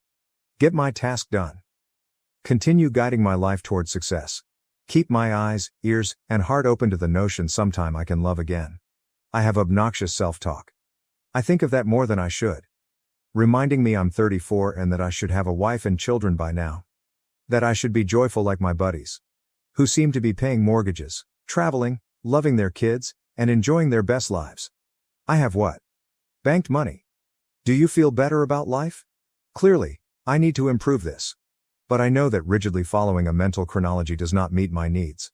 For now, I'm thankful for my life. I am incredibly lucky. Not living a different life, with my ex-wife attached. And I hope, if I keep prioritizing myself, maximizing my days, no matter what happens, I'll look back and feel proud of myself, and that I capitalized on a terrible hand. Many thanks for your time, guidance, support, and wisdom. I couldn't survive without you. My brother helped my husband cheat, betrayed my trust, and shattered everything I believed in without a trace of guilt or regret. Life has a weird way of revealing who we truly are. If you had told me 2 years ago that I would be where I am now, successful, independent, and separated from my family, I would have laughed in amazement. But here I am, with quite a story to tell. I'm Jillian Matthews. I was a manager at TradeSync Solutions, a mid-sized trading company, at the time. I was competent at my career, but like many women in their late 20s, I was beginning to feel the pressure to settle down. I had a decent career and a small group of close pals. My family consisted of my parents, with whom I was quite close at the time, and my elder brother Marcus, who was 2 years my senior and had always been the family's golden child. Marcus and I had grown up together in suburban Boston, having the usual sibling rivalry but maintaining what I believed was a strong bond. He was usually the outgoing one, the life of the party, whilst I was more concerned with my profession and establishing a secure future. Our parents adored him, and I'd come to accept it as the norm in our household. I met Tom at Jenny's housewarming party, one of those parties when friends of friends get together over cheap wine and grocery cheese. He was charming in that understated way that catches you off guard, with dark brown hair that fell slightly over his eyes and a smile that made everyone feel like they were in on a private joke. We started talking about our mutual love of true crime podcasts, and before I knew it, 3 hours had passed. We swapped numbers that night, and within a week, we were texting every day. Our first date was at a tiny Italian restaurant downtown, where we spoke until the waitstaff began giving us pointed looks about closing time. The second date led to a third, and then a fourth. Before I knew it, we were spending every weekend together. Tom was not like the other males I had dated. He appeared more mature and focused on the future. 6 months into our relationship, we discussed moving in together. He had a solid profession in software sales, and we had similar beliefs about saving money and establishing a secure future. On our 1-year anniversary, Tom took me to the Italian restaurant where we had our first date. He appeared uneasy throughout dinner, fidgeting with his water glass and checking his phone more frequently than normal. Just as our dessert arrived, he went down on one knee beside our table and brought out a little velvet box. My heart was racing so fiercely that I could barely hear myself say yes. The ring was perfect, simple yet elegant, and just what I would have selected for myself. As the other diners applauded and congratulated us, I felt like I was flying on air. The weekend following our engagement, I took Tom to meet my family. I was nervous. My folks might be rather judgmental. Marcus had a way of making people feel either welcome or uncomfortable. There was frequently no in-between for him. Mom opened the door before we even got to the porch. "There's my baby girl," she shouted, grabbing me into a hug before turning to face Tom. "And you must be the man who's stolen our Jillian's heart." Dad and Marcus were in the living room, watching a football game. Marcus jumped up and extended his hand to Tom. "So you're the guy my little sister won't stop talking about," he smiled, giving Tom a solid handshake. "And you must be the infamous Marcus," Tom said calmly. "Jill's told me quite a bit about you too." The afternoon went better than I had imagined. Mom insisted on displaying Tom all of my embarrassing childhood photos, despite my protests, while Dad questioned him about his employment and future plans. To my amazement, Tom and Marcus hit it off right away. Especially after they realized they favored the same football team. Finally, Marcus shouted over supper, wrapping his arm around Tom's shoulders. "I've always wanted a brother, but all I got was this troublemaker." He pointed to me with his fork. I put out my tongue at him. "Please, you wouldn't have survived without me covering for you all those times in high school." "True that, sis." He chuckled, and the entire table joined in. The next few months were a blur of wedding plans. Mom took control of the floral arrangements. Dad handled the venue discussion. And Marcus declared himself Tom's unofficial bachelor party coordinator and drinking buddy. They began gathering weekly for beers, and I was overjoyed to see my fiancé and brother become such close friends. The wedding itself was simple yet amazing. We had it in my parents' backyard, with fairy lights hung through the trees and mason jars filled with wildflowers on each table. Our closest friends and family were present, and when Tom kissed me after saying "I do," I was convinced that this was my happily ever after. Following the honeymoon, we moved into Tom's rented apartment, which was a comfortable one-bedroom in a decent neighborhood. That's when we began saving for our own house. We decided to make it a fun competition, with each of us depositing money into different accounts to see who could save the most for the down payment. At first, it was enjoyable. We'd research takeout menus to find the greatest bargains, watch movies at home instead of going out, and prepare lavish dinners together to avoid pricey restaurants. But approximately 3 months in, Tom became restless. "We're turning into an old married couple already," he complained one evening. "We're too young to live like hermits." I attempted to remind him of our aims by showing him how much we had already saved. "Think about it, in a few years, we could have our own place. Wouldn't that be worth it?" He nodded and seemed to comprehend. But then Marcus started inviting him to guys' nights on Fridays. At first, I was concerned. But Marcus told me that he would keep an eye on Tom. I believed him. After all, who better to entrust with my husband than my own brother? And Tom would always return home in a better mood from these adventures, more affectionate and understanding of our savings goals. So I learned to accept it and even look forward to spending some quiet time alone on Friday nights. A year into our marriage, I felt quite pleased about our development. My savings account grew steadily. I had managed to save little over $30,000. I had no idea how much Tom had saved. We'd kept that aspect of our competition a secret, but I hoped he was doing as well as me. Tom revealed the bombshell about his fishing expedition on Thursday evening. "Marcus and I are thinking of going fishing this weekend," he remarked during dinner. "His friend has a cabin up at Lake Webster." I looked up from my pasta, astonished. "This weekend? I thought we could finally spend some time together. You have been working late all week." "Come on, Jill," he said, his eyes beaming like a child at Christmas. "I haven't gone fishing in months. It'll be fun, just us men, some beers, and maybe catch something to brag about." As if on cue, there was a knock on our door. Marcus burst in. He had a key for emergencies, though I was beginning to wonder the logic of his decision. "Little sister?" he exclaimed, throwing his arms wide. "Please, pretty please let your wonderful husband come fishing with me this weekend." He abruptly sank to his knees in front of my chair. I pledged to take good care of him. No wild parties, no crazy stunts, just 2 guys attempting to outwit some fish. I couldn't help laughing. "Get up, stupid. You're 40, not 4. "Not until you say yes," he said, giving me his best puppy dog eyes, the ones that had gotten him out of trouble so many times when we were kids. They departed early Saturday morning, packing their car with fishing gear and a cooler full of provisions. I tried to keep myself occupied by cleaning the apartment for the majority of the morning. But by the afternoon, I was climbing the walls out of boredom. That's when I got an idea. Over the last year, Marcus' girlfriend Sarah and I had become close friends. She was intelligent, humorous, and appeared to genuinely enjoy my brother's company. Perhaps she'd like to go shopping. I could justify spending a little portion of my savings on some lady time. I took out my phone and called her number. She picked up on the third ring. "Hi, Sarah, it's Jillian. Listen, the lads are out fishing, so I was wondering if you'd want to go shopping or grab some lunch." There was a pause at the other end. "Fishing? Marcus is not fishing. He is here with me at my home. We're preparing to drive to my folks' place for the weekend. He is actually in the next room right now." My blood became chilly. In the background, I heard my brother's voice. "Who is that, babe?" "Just my friend Lucy," Sarah said, her voice slightly muffled. I sat there with my phone to my ear, trying to process what I had just learned. My spouse and brother had lied to me. But why? Where was Tom actually going? "Sarah," I pleaded. "Please do not tell Marcus about this call. I need to figure out something. Just, please." "Of course," she said. "Are you all right?" "I don't know, I'll call you later." I hung up before my voice broke. For a few minutes, I sat on our bed, my mind racing.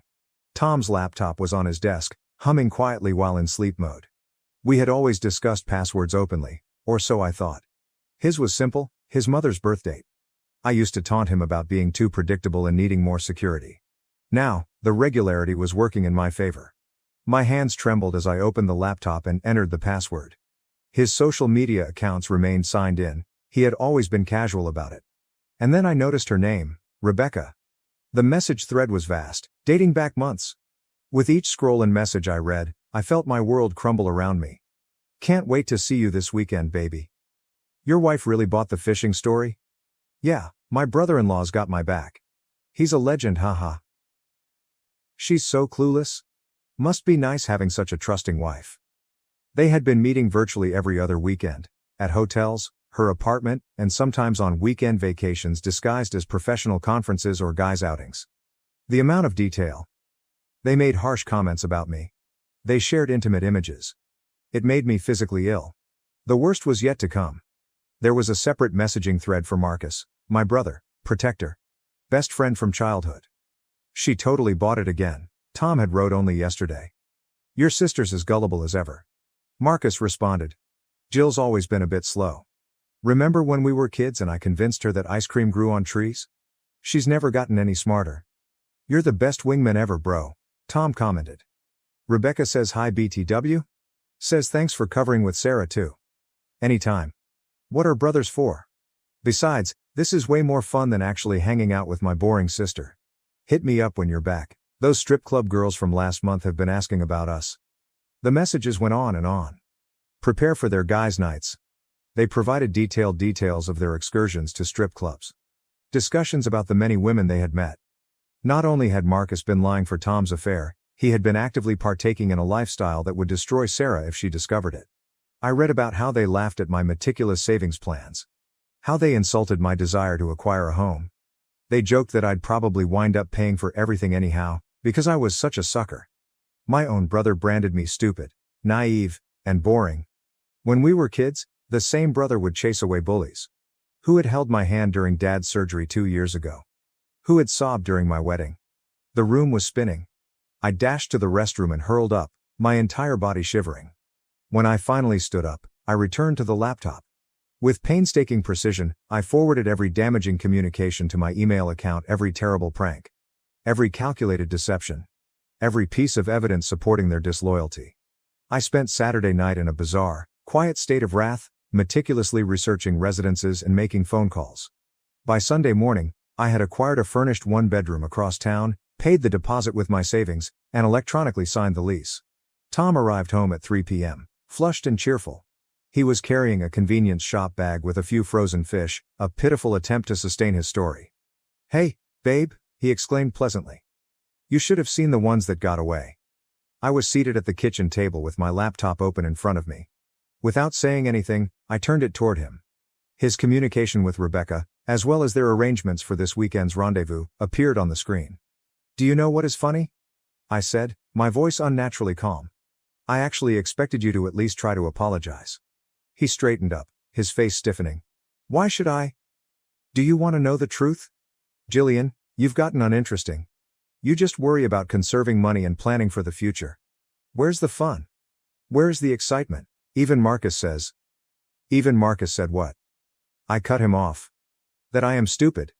Naive? That I am such a sucker for trusting my spouse and brother will be honest with me? Look, he moaned and ran his hand through his hair. Maybe it's for the best. We clearly want different things. You're right, I said again, standing up. I wanted to marry. You wanted convenience? I took my pre-packed luggage from behind the couch. I am filing for divorce. Don't worry about your valuable savings, you can keep them. I doubt there's much left after all those strip clubs and hotel rooms. I spent the afternoon relocating my basic possessions to the new flat. It was small but tidy, with simple furnishings and a view of a little park. My savings, which I had been setting up for our future, would now serve as my fresh start fund. That evening, I traveled to my folks' place for their weekly Sunday supper. I knew Marcus and Sarah would be there, they always were after spending weekends with her folks. Mom was preparing the table when I arrived. Dad sat in his customary armchair. Marcus and Sarah sat on the couch, looking like the ideal pair. There's my girl, Mom said smiling. We missed you at lunch yesterday. Yeah, about that? I addressed Marcus straight. How did you spend your weekend covering for Tom's affair? The room went completely silent. Marcus's face turned white. What are you talking about? Dad insisted. I took out my phone and began reading the messages aloud. The jokes were nasty. The strip club pays a visit. The precise synchronization of lies. Sarah's expression became increasingly terrified with each syllable. When I finished, she looked at Marcus, tears in her eyes. Is this true? He could not even look at her. Sarah, please. The sound of her palm pressing on his cheek echoed across the room. We're done, she choked out. Everything. We're finished. She grabbed her purse and bolted out the front door, slamming it behind her. After Sarah left, I expected my folks to be horrified. Angry. Marcus left me disappointed. Instead, my mother came out in tears. Not for me, for him. Look what you've done, she exclaimed, hurrying to console Marcus, who sat with his head in his hands. Your brother's relationship is ruined. I looked at her in bewilderment. Are you serious now? Have you heard anything I just said? About how he helped Tom cheat on me? What about the strip clubs? What about the lies? Oh, Jillian. Dad moaned and shook his head. Boys will be boys. You are exaggerating a minor issue. Tom was just blowing off steam, and Marcus was being a nice friend. Friend? A nice friend? I felt like I'd stepped into a strange parallel universe. He helped my spouse cheat on me. He lied to me for months. And now you've destroyed his relationship with Sarah, she said. Was it truly necessary? Couldn't you have done this privately? Marcus raised his head, his eyes red yet dry. Yes, sis. Very classy move. You simply had to bring everyone into this, didn't you? I gazed between them. My mother stroked Marcus' hair as if he were a wounded child. My father gave me the disappointed expression he had developed over the years. And my brother, who had been the victim his entire life, was still playing it. At that point, something inside me broke, or rather, formed. Harder and colder than before. Do you know what? You're correct. I should not have expected any of you to support me. Marcus has always been the golden child, hasn't he? He can do no wrong. So, congratulations. You can have each other. That night, I walked out of my childhood home without looking back. The divorce process was shockingly swift. Tom wanted to take half of my money, claiming they were marital assets. We agreed to save together, he added during mediation, attempting to appear reasonable. It was our joint plan for our future. But even his parents, who had stayed out of the whole issue, advised him to stop it. Don't make yourself look worse than you already do, his mother warned angrily. He withdrew his claim the following day. I heard from mutual friends that Marcus and Tom were still as close as thieves. Marcus had fully embraced the single life again, now that Sarah was no longer holding him back. They frequented every pub and club in town, acting more like college freshmen than mature men in their 30s. Their social media pages were filled with party photos, girl groups, and inebriated exploits. Not that I looked often, but word reached me. It's funny how clarity emerges when everything is stripped away. Without the distractions of a failing marriage or family drama, I could finally concentrate on what I desired. And all I wanted was to succeed. I volunteered for every hard assignment that came through TradeSync Solutions. Other managers avoided them because they were overly complex, risky, or time-consuming. I snatched them all. I worked late and early, devoting every ounce of my energy to making each job extraordinary. My first major achievement was with the Anderson account. Everyone had written this client off as hard to please. I reorganized their whole trading architecture, developed new reporting tools, and raised their first quarter profitability by 47%. The CEO personally called to commend my job. That success led to larger ventures. I created a new risk assessment process, which saved the organization millions in potential losses. I simplified our foreign trading processes, cutting transaction times by 60%. Each success builds on the last. And people began to notice. Jillian, my boss called me in one day. How do you feel about joining the management team? We need someone who shares your vision. The promotion included a corner office and a salary that made my eyes swim. I celebrated by purchasing a sleek black Mercedes. Perhaps not the most practical choice, but I wanted something to remind me of my progress every day. 6 months later, I closed on my dream apartment. A 2-bedroom condominium in the city's most desirable area. The mortgage payments were high, but I could afford them. Every night, I would stand on my balcony, watching the city lights, proud of what I had accomplished on my own. I hadn't spoken to my family in quite some time. There were no birthday calls. No Christmas gatherings. No Sunday dinners. Sometimes I would see their digits on my phone, but I never responded. The wounds remained too raw. The betrayal was too fresh. Then, on a random Tuesday evening, when I was reviewing quarterly estimates in my new home office, the doorbell rang. I was not expecting anyone. And few people knew my new address. Through the surveillance camera, I saw my parents standing there. Looking older and tireder than I remembered. For a second, I pondered not responding. But something in their posture, Mom kept wringing her hands, and Dad's shoulders slumped, I buzzed them up. Jillian, Mom began as soon as I opened the door. You look wonderful. What do you want? My voice was cool and professional, the same tone I used at stressful customer meetings. They exchanged glances before Father spoke. This is about Marcus. We were incorrect about him. Almost anything. They told me how Marcus had slid after Sarah left him. How his friendship with Tom had become toxic, constant partying, drinking, and hooking up with strange women. He began arriving at work hungover and then inebriated. He received 2 formal warnings. One for being inebriated at his desk and another for failing to show up for a crucial customer appointment. He's been fired, Mom replied, her voice breaking. He has awful references. Nobody will hire him. He is now living in his previous room. He has no money and no prospects. What are you expecting me to do about this? I asked, leaning on the kitchen counter. The marble felt cool against my palms, a minor pleasure I had chosen for myself while renovating. Mom's eyes brightened up with hope as she heard my question. Well, sweetheart, we know you're in management now, at such a prestigious company. We were thinking, Dad added, perhaps you might locate a place for him. Something fitting. With a decent wage. It doesn't have to be overly difficult. I couldn't stop myself from laughing. Let me get things straight. You want me to sacrifice my professional reputation, which I created from the beginning, to provide a good job to the brother who betrayed me? The same brother who destroyed my marriage? Jillian, that was 2 years ago, Mom begged. People make mistakes. Mistakes? I straightened up, my voice dead silent. Forgetting to buy milk is a mistake. A mistake is arriving late for dinner. Marcus made a choice. There are several options available. He decided to cover for Tom's affairs. He decided to mock me behind my back. He prioritized his friendship with my cheating ex-husband over his own sister. He's family, Dad insisted, his face flushing. Family forgives. Really? Where was the family loyalty when I needed it? When did I provide you proof of what they had done to me? You sided with him, remember? You're being unreasonable, Mom exclaimed. If you do not help your brother, we will disinherit you. Everything will go to Marcus.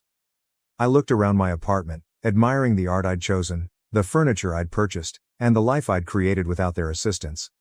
Then I laughed again, truly this time. I don't need or want anything from you. I believe it is time for you to depart. I approached the door and held it open. I have an early meeting tomorrow. They tried to argue more, but I just stood there, door open, waiting. Finally, they went, Mom in tears and Dad ranting about ungrateful daughters. As I closed the door behind them, I felt a weight lift off my shoulders. Through the glass, I observed them enter their ancient Volvo. They had had the same car while I was in college. I thought about Marcus in his boyhood bedroom, possibly nursing another hangover. Waiting for someone else to solve his problems, as they always did. Last I heard, he was doing odd jobs in the neighborhood. Mowing lawns, painting fences, and doing whatever it takes to save money for drinks. Tom ultimately got bored of partying with a broke pal and moved on. Karma, as they say, is a patient visitor. I poured myself a bottle of wine, an expensive Bordeaux I'd bought to celebrate my previous successful project. I walked out onto my balcony. The metropolis sprawled before me, its lights glittering like fallen stars. Below, I could see my Mercedes in its assigned parking space, a symbol of what I had accomplished on my own. Some may label me frigid for turning my back on family. But family is more than simply blood. It's all about trust, respect, and loyalty. Those who genuinely love you do not betray, mock, or manipulate you. They stand by you, encourage you, and celebrate your accomplishments. Excluded from my sister's wedding, I went on vacation. When the wedding fell apart, my whole family frantically tried to reach me. "You're overreacting. It's just a wedding," my mother said. I was not invited to my own sister's wedding. Instead, I scheduled a trip. Days later, my relatives blew up my phone. I sat there, staring at my screen, reading the message for the 5th time. "Hey, just wanted to let you know the guest list is finalized and we had to make some tough cuts. Hope you understand. Love you." Tough cuts. Tough cuts. I wasn't some distant cousin. I wasn't an old family acquaintance whom they hadn't seen in years. I was her brother. And my sister, the same sister I had assisted through every crisis, heartbreak, and moment of self-doubt, had just cut me out as an afterthought. I glanced at the screen, a slow pang of unbelief spreading into my chest. I nearly laughed, because this had to be a mistake.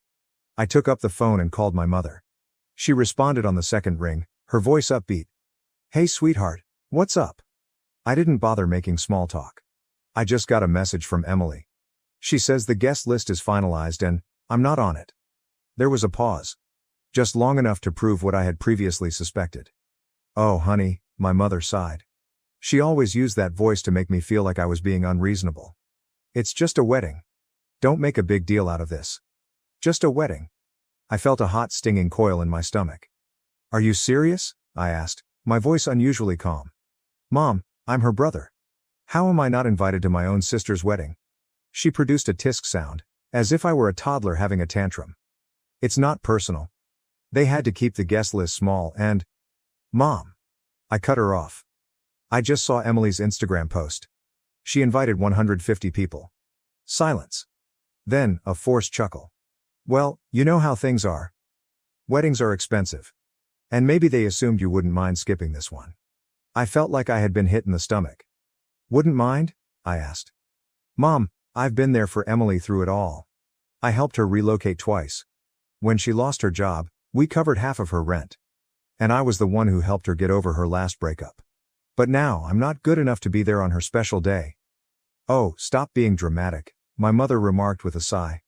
"It's just one day. You're overreacting." I laughed briefly and without humor. Overreacting, right? I could already predict how things would go. I would argue. My mother would shrug me off. Emily would certainly provide a half-hearted apologies later. I'd be expected to forgive and forget. Because that is what I have always done. Not this time.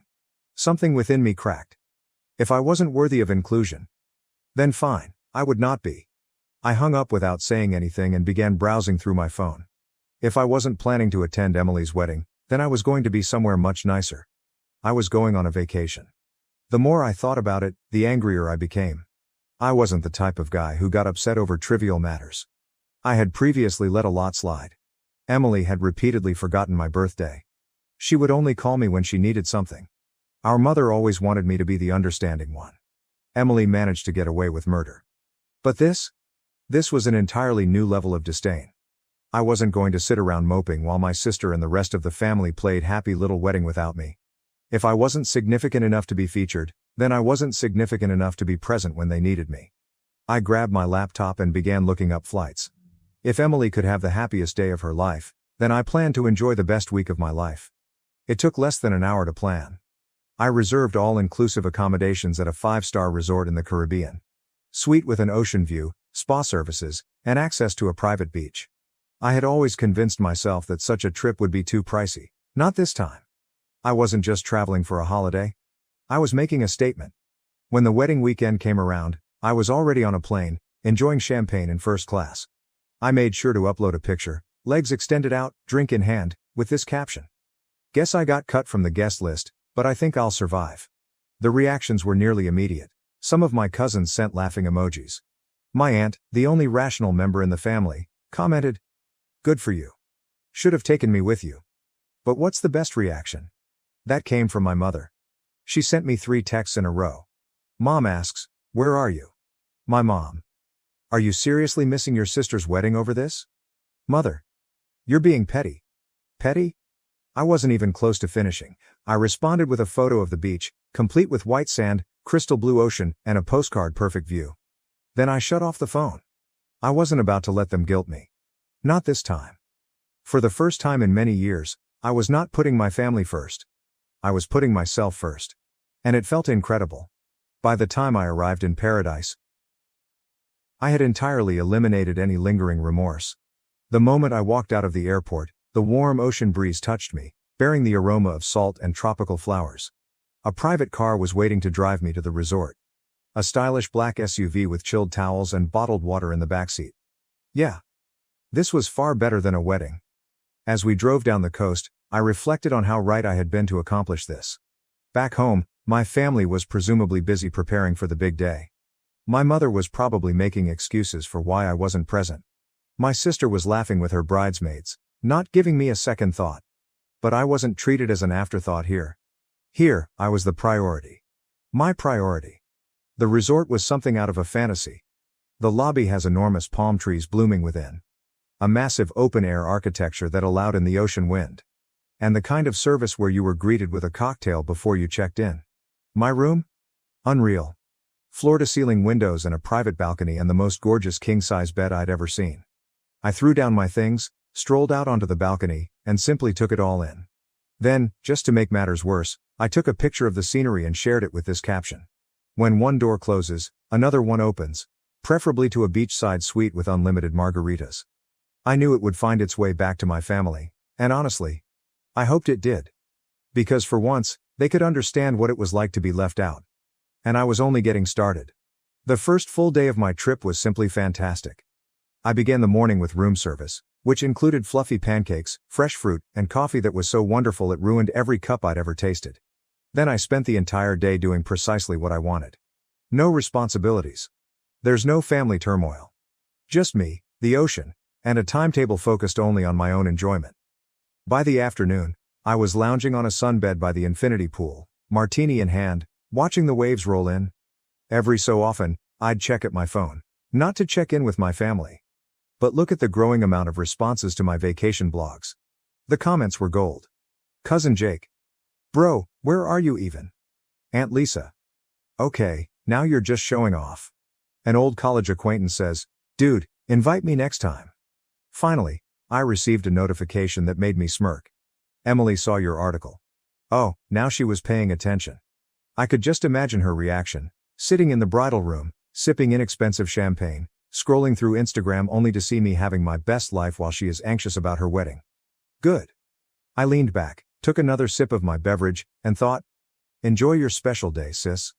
I hope it's all you wanted. However, when the sun began to set, something unusual occurred. My phone started to explode. Initially, I ignored it. I figured it was just more people reacting to my photos. But then I noticed these names. Mom. Emily. Cousin Jake. Even Uncle Rob. Call after call. Texts are coming in non-stop. I raised an eyebrow and eventually opened my phone. The first text I saw was from my mother. Mother. Call me, it's an emergency. Is there an emergency? Attending the wedding? I sighed, debating whether I really cared. Jake then sent another message. Jake's reaction. Dude, you are not going to believe what just happened. Oh, now I was curious. I sat up and scrolled through the texts. And I quickly understood that the universe had given me the nicest wedding gift I could have ever hoped for. Because as it turned out, Emily's beautiful wedding had gone up in flames. I scanned through a torrent of messages, my sneer grew with each one. Jake replied, Bro. You dodged a bullet. Mother. Call me right now. This is a family crisis. Emily, please. Where are you? I need you. I stretched out in my lounge chair. I took another drink of my cocktail and continued scrolling. Then I discovered a message that made me laugh out loud. According to cousin Melissa, the groom simply walked out. I almost choked on my drink. Did the groom leave? Oh, this was better than I could have expected. Curiosity got the best of me, so I eventually texted Jake back. My response? What do you mean he left? Jake. Dude, during the reception, full meltdown. He and Emily had some huge fight and then he just walked out. Straight up left the venue. Jake, again. Oh, and then Uncle Rob and Dad got into a screaming match over who was ruining the family's reputation. Grandma cried. The venue cut the bar early. It's a mess. I leaned back, smirking. My sister had refused to let me attend the wedding, believing that she didn't need me. And now? Suddenly, I was the first person they all ran towards. I could already hear my mother's voice in my brain. You need to fix this, Emily is devastated. Yes, no thanks. I opened the following message. It came from Emily. Emily says, answer your phone. Please, I need you. Oh, suddenly I was significant. I took a deep breath and typed back a single response. Me. Sorry, I'm a little busy enjoying my overreaction. Hope the wedding was fun. And then, I blocked her phone number. I blocked my mother. I also blocked Jake, just in case he got drawn into their guilt trip operation. Then I turned my phone to do not disturb mode, waved over the bartender, and ordered another drink.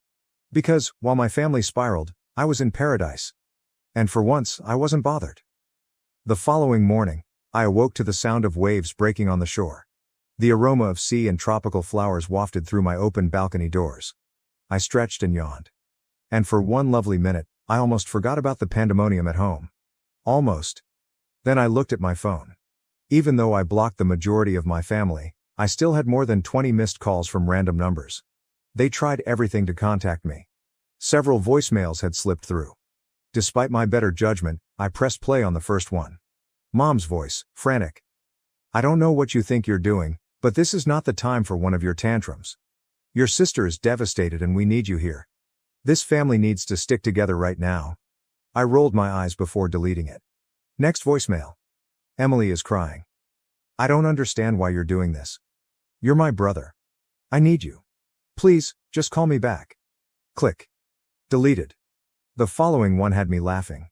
Jake whispered as if he were hiding in a closet. Dude, Mom and Aunt Lisa are planning to show up at your apartment when you get back. Just a heads up. Also, Grandma keeps saying the wedding was cursed because you weren't there. It's hilarious. Was that a voicemail? I've saved. I tossed my phone on the bed and stepped out onto the balcony. The sun had just begun to rise. Creating a golden glow over the ocean, I took a deep breath, allowing the warmth of it to sink in. Back at home, my family was scrambling to perform damage control. Meanwhile, I was here, sipping espresso while wearing a bathrobe, enjoying the best decision I'd ever made. And the best part? They were now feeling what I had felt when they cut me out. Unwanted. Forgotten. Left out. It was rather poetic, actually. But I wasn't finished yet. I grabbed my phone. I took a photo of my breakfast, which included fluffy pancakes, fresh fruit, and a mimosa that was so brilliant it might blind someone. And posted it with this caption. Starting my day stress-free. Hope everyone back home is doing okay. Then, just for fun, I went through my blocked messages, grinned at all of the missed calls, and ordered another mimosa. I didn't intend to call them back. Allow them to clean up their own mess. I was on vacation. By midday, I was relaxing under a secluded cabana, sipping a tropical drink with an umbrella when my phone vibrated again. This time, the message came from cousin Melissa. Melissa. Okay, I know you're mad. And honestly, you deserve to be. But you have to hear what happened after the wedding. Call me. You're going to love this. I raised an eyebrow. Melissa has always been the only cousin with a brain. If she mentioned that I needed to hear anything, it was probably worth the time. So, despite my better judgment, I called her. She answered the first ring. Oh my God, you're finally answering, she said, unable to contain her joy. Okay, are you sitting down? I gazed about in my shaded cabana, the vast ocean in front of me and the chilled beverage in my palm. Yeah, I think I'm in a good place for whatever this is. Melissa let out a breathless laugh. Okay, after the groom left, Emily had a complete meltdown, And I don't mean a few tears. I mean yelling, wailing, and throwing objects at the wedding party. I smirked. Sounds about right. Melissa continued, her voice brimming with enthusiasm. Everyone was attempting to calm her down. Mom overheard Aunt Lisa suggest that the disaster could have been avoided. If you'd been there? I blinked. Wait, what? Melissa giggled. Yes, she was saying that you've always been the one to mend problems when Emily spirals. That if you were present, you would have talked sense into the groom or handled everything like you normally do. I burst into laughter. So let me get this straight. The same family that barred me from the wedding is now blaming me for not being present to preserve it. Oh, it gets better, Melissa remarked. Mom told Lisa she was acting ridiculous. And then they started fighting, loudly. Then Grandma became involved, saying Emily brought this on herself, because she offended the cosmos by not inviting her brother.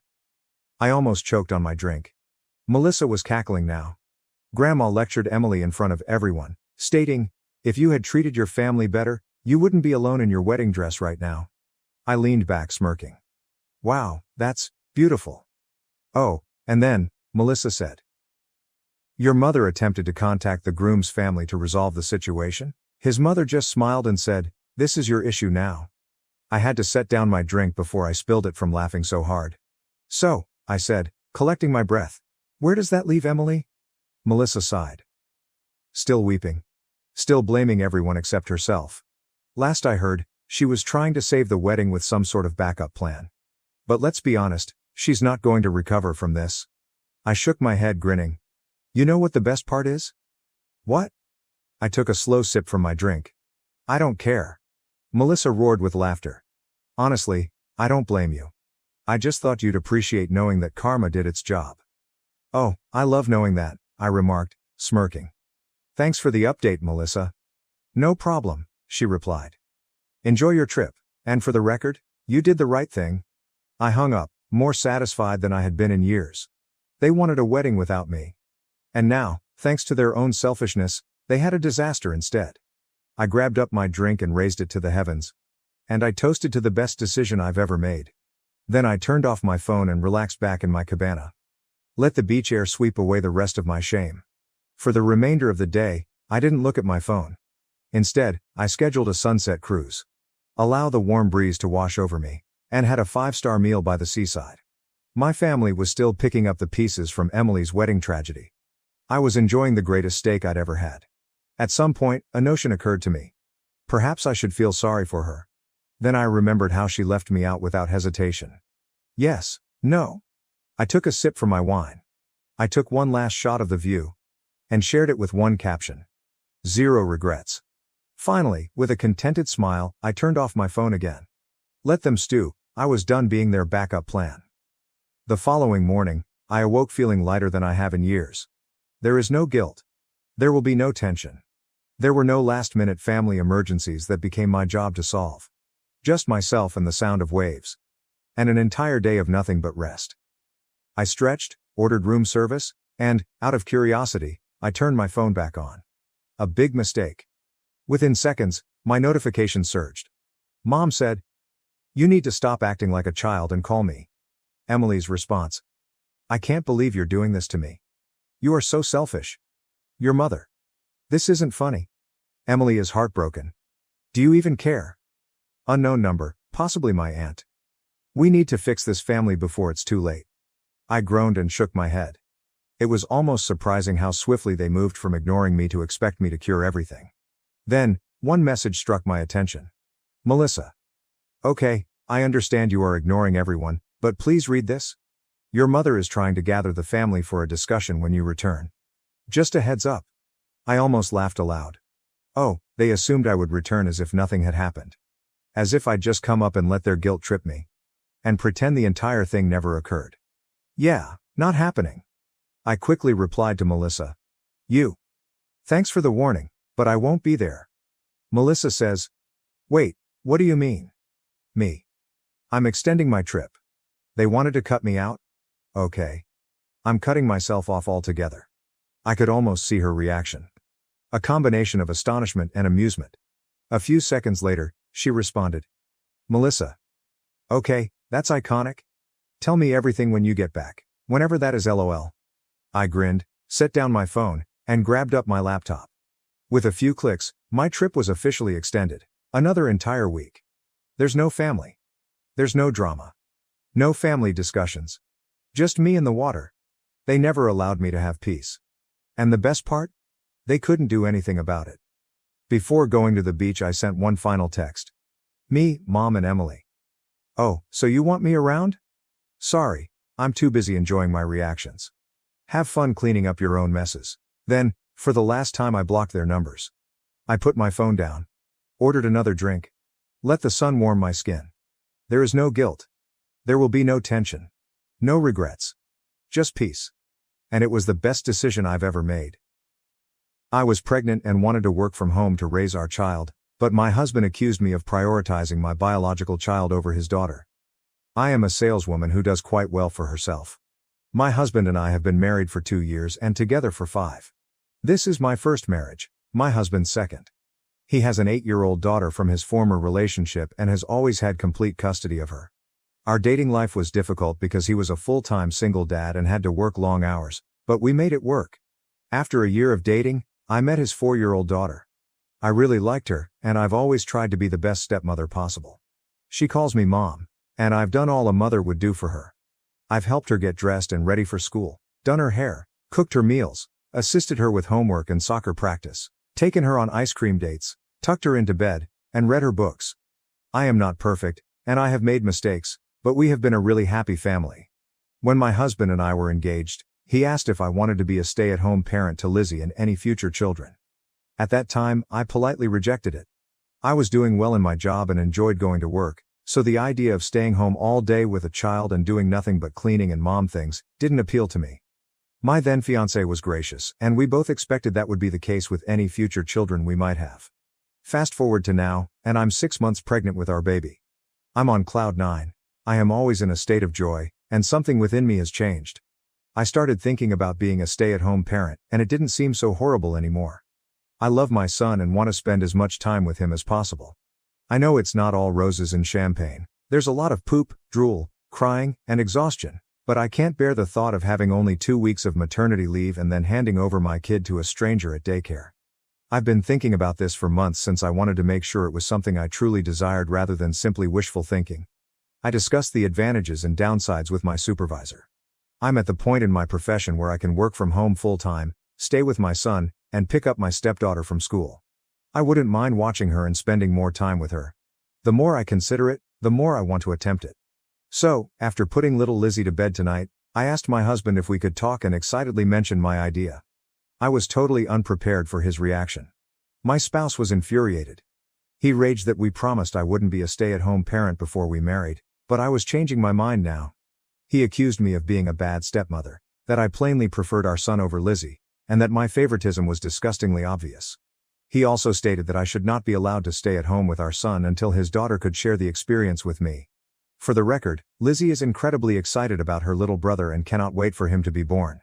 She has never shown any signs of anxiety, grief, or jealousy toward him or me.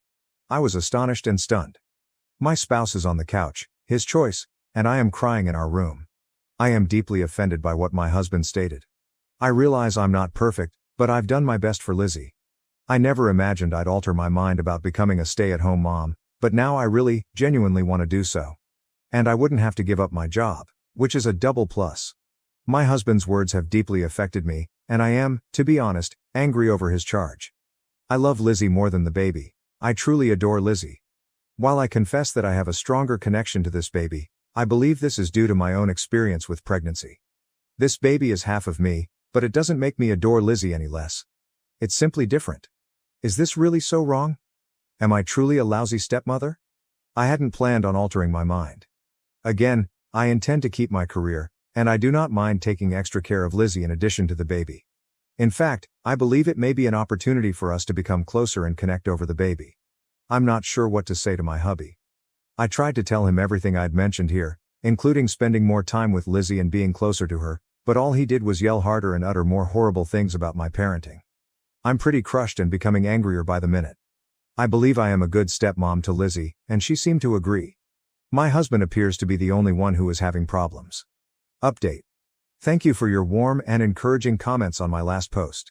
They were quite helpful, as were some of the probable explanations for why my spouse suddenly blew up at me. I did receive several angry private comments from what sounded like bitter single fathers, which just confirmed my husband's unreasonable behavior. To answer some of the questions in my last post, I said that I had the right to alter my mind, and that I wouldn't simply hand over my son to a stranger while sitting at work, wondering about him all day. I expressed my willingness to do more for Lizzie, including taking her to the zoo and museums with the baby, participating in PTA meetings, and attending all of her sporting events so she and her brother could watch and support each other. I reminded him that this was a good approach for all of the kids, and that his distorted sense of fairness, where he wanted to deny our children a nurturing home simply because Lizzie's birth mother had failed her, was incorrect. I informed him that taking away possibilities for our children would not alleviate his guilt. I even stated that I was willing to work through this, seek counseling, and speak with child psychologists or other professionals to obtain an unbiased, professional opinion on what was best for our family. Then he grew furiously enraged again. He screamed that I was returning to work 2 weeks after giving delivery, and that ended the conversation. He claimed I'd had my chance to be a stay-at-home parent, and because I didn't take it for Lizzie, I couldn't do it now for our kid. Since he won't allow me now. As much as I adore my spouse and our children, I refuse to be dominated. I won't be told where I can and cannot work. I will not be told if I can or cannot work. I'm not a dog. I'm not a slave. I will not be compelled to deny my own baby his mother and pass him over to a stranger simply because his sibling had a difficult start in life. It is irrational to purposefully limit your own child's chances in the name of justice. That is horrible parenting. The fact that my spouse wanted to do this to me and our son threw a switch inside me. I stood up quietly and told my spouse that I was going. I informed him he had crossed the line and that I needed some space from him. I stated that I would not subject any of my children to such an abusive and controlling environment. I told him that once things settled down, we could go to marriage counseling because he obviously had deep-seated issues that needed to be addressed. He grew upset and began crying, "You can't leave. We have a family, you can't take my son." I was stunned at that point. I responded, "For once, you will take Lizzie to school, and I will leave during that time." I went into our room and started packing. He stormed in and began throwing my clothes from the bag while shouting at me. I was genuinely afraid. I'd never seen my spouse like this before. I responded, "If you try to stop me from leaving or lay a hand on me, I will call the police." I also told him I was calling my mother to come get me up. Maybe this was an overreaction, but I was terrified. I only wanted to get myself and my son away from him. He burst into tears and walked away. I contacted my mother and told her she had to come immediately. I informed her that I did not feel comfortable and needed to stay with her for a bit. I packed what I needed as quickly as possible, and when my mother came, I departed. I've been with her for approximately 5 days and am feeling numb. I can't believe how fast everything happened.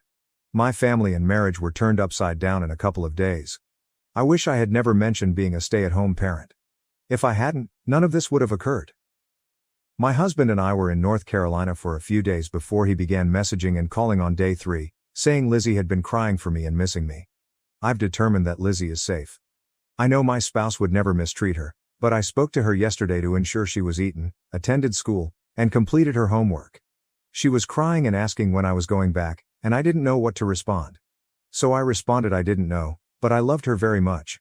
I urged my husband not to use Lizzie as a pawn to trick me into returning because it wouldn't work. He genuinely claimed I'm proving I'm a bad step-parent by not returning and being there for her. I told him that if I'm so bad, he shouldn't want me back and should not speak to me again until he's ready to go to counseling and leave Lizzie out of our difficulties. I stated that if Lizzie was mentioned in any text or email, I would delete it without reading the rest.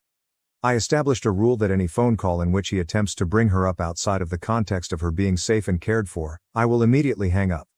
I told him I didn't want to talk to him right now, and he should figure out what he wants because I'm prepared to file for divorce if he doesn't get it together soon. My spouse began crying again, but I simply hung up since I was too fatigued to deal with any more that day. He has remained silent since, with the exception of a text I received today stating that he wants me back and misses me. I honestly don't know where to go from here. I'm still trying to comprehend everything, and writing it down here helps.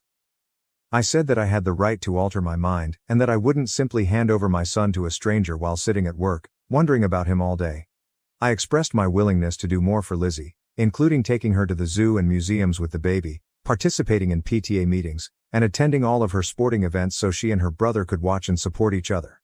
I reminded him that this was a good approach for all of the kids, and that his distorted sense of fairness, where he wanted to deny our children a nurturing home simply because Lizzie's birth mother had failed her, was incorrect. I informed him that taking away possibilities for our children would not alleviate his guilt. I even stated that I was willing to work through this, seek counseling, and speak with child psychologists or other professionals to obtain an unbiased, professional opinion on what was best for our family. Then he grew furiously enraged again. He screamed that I was returning to work 2 weeks after giving delivery, and that ended the conversation.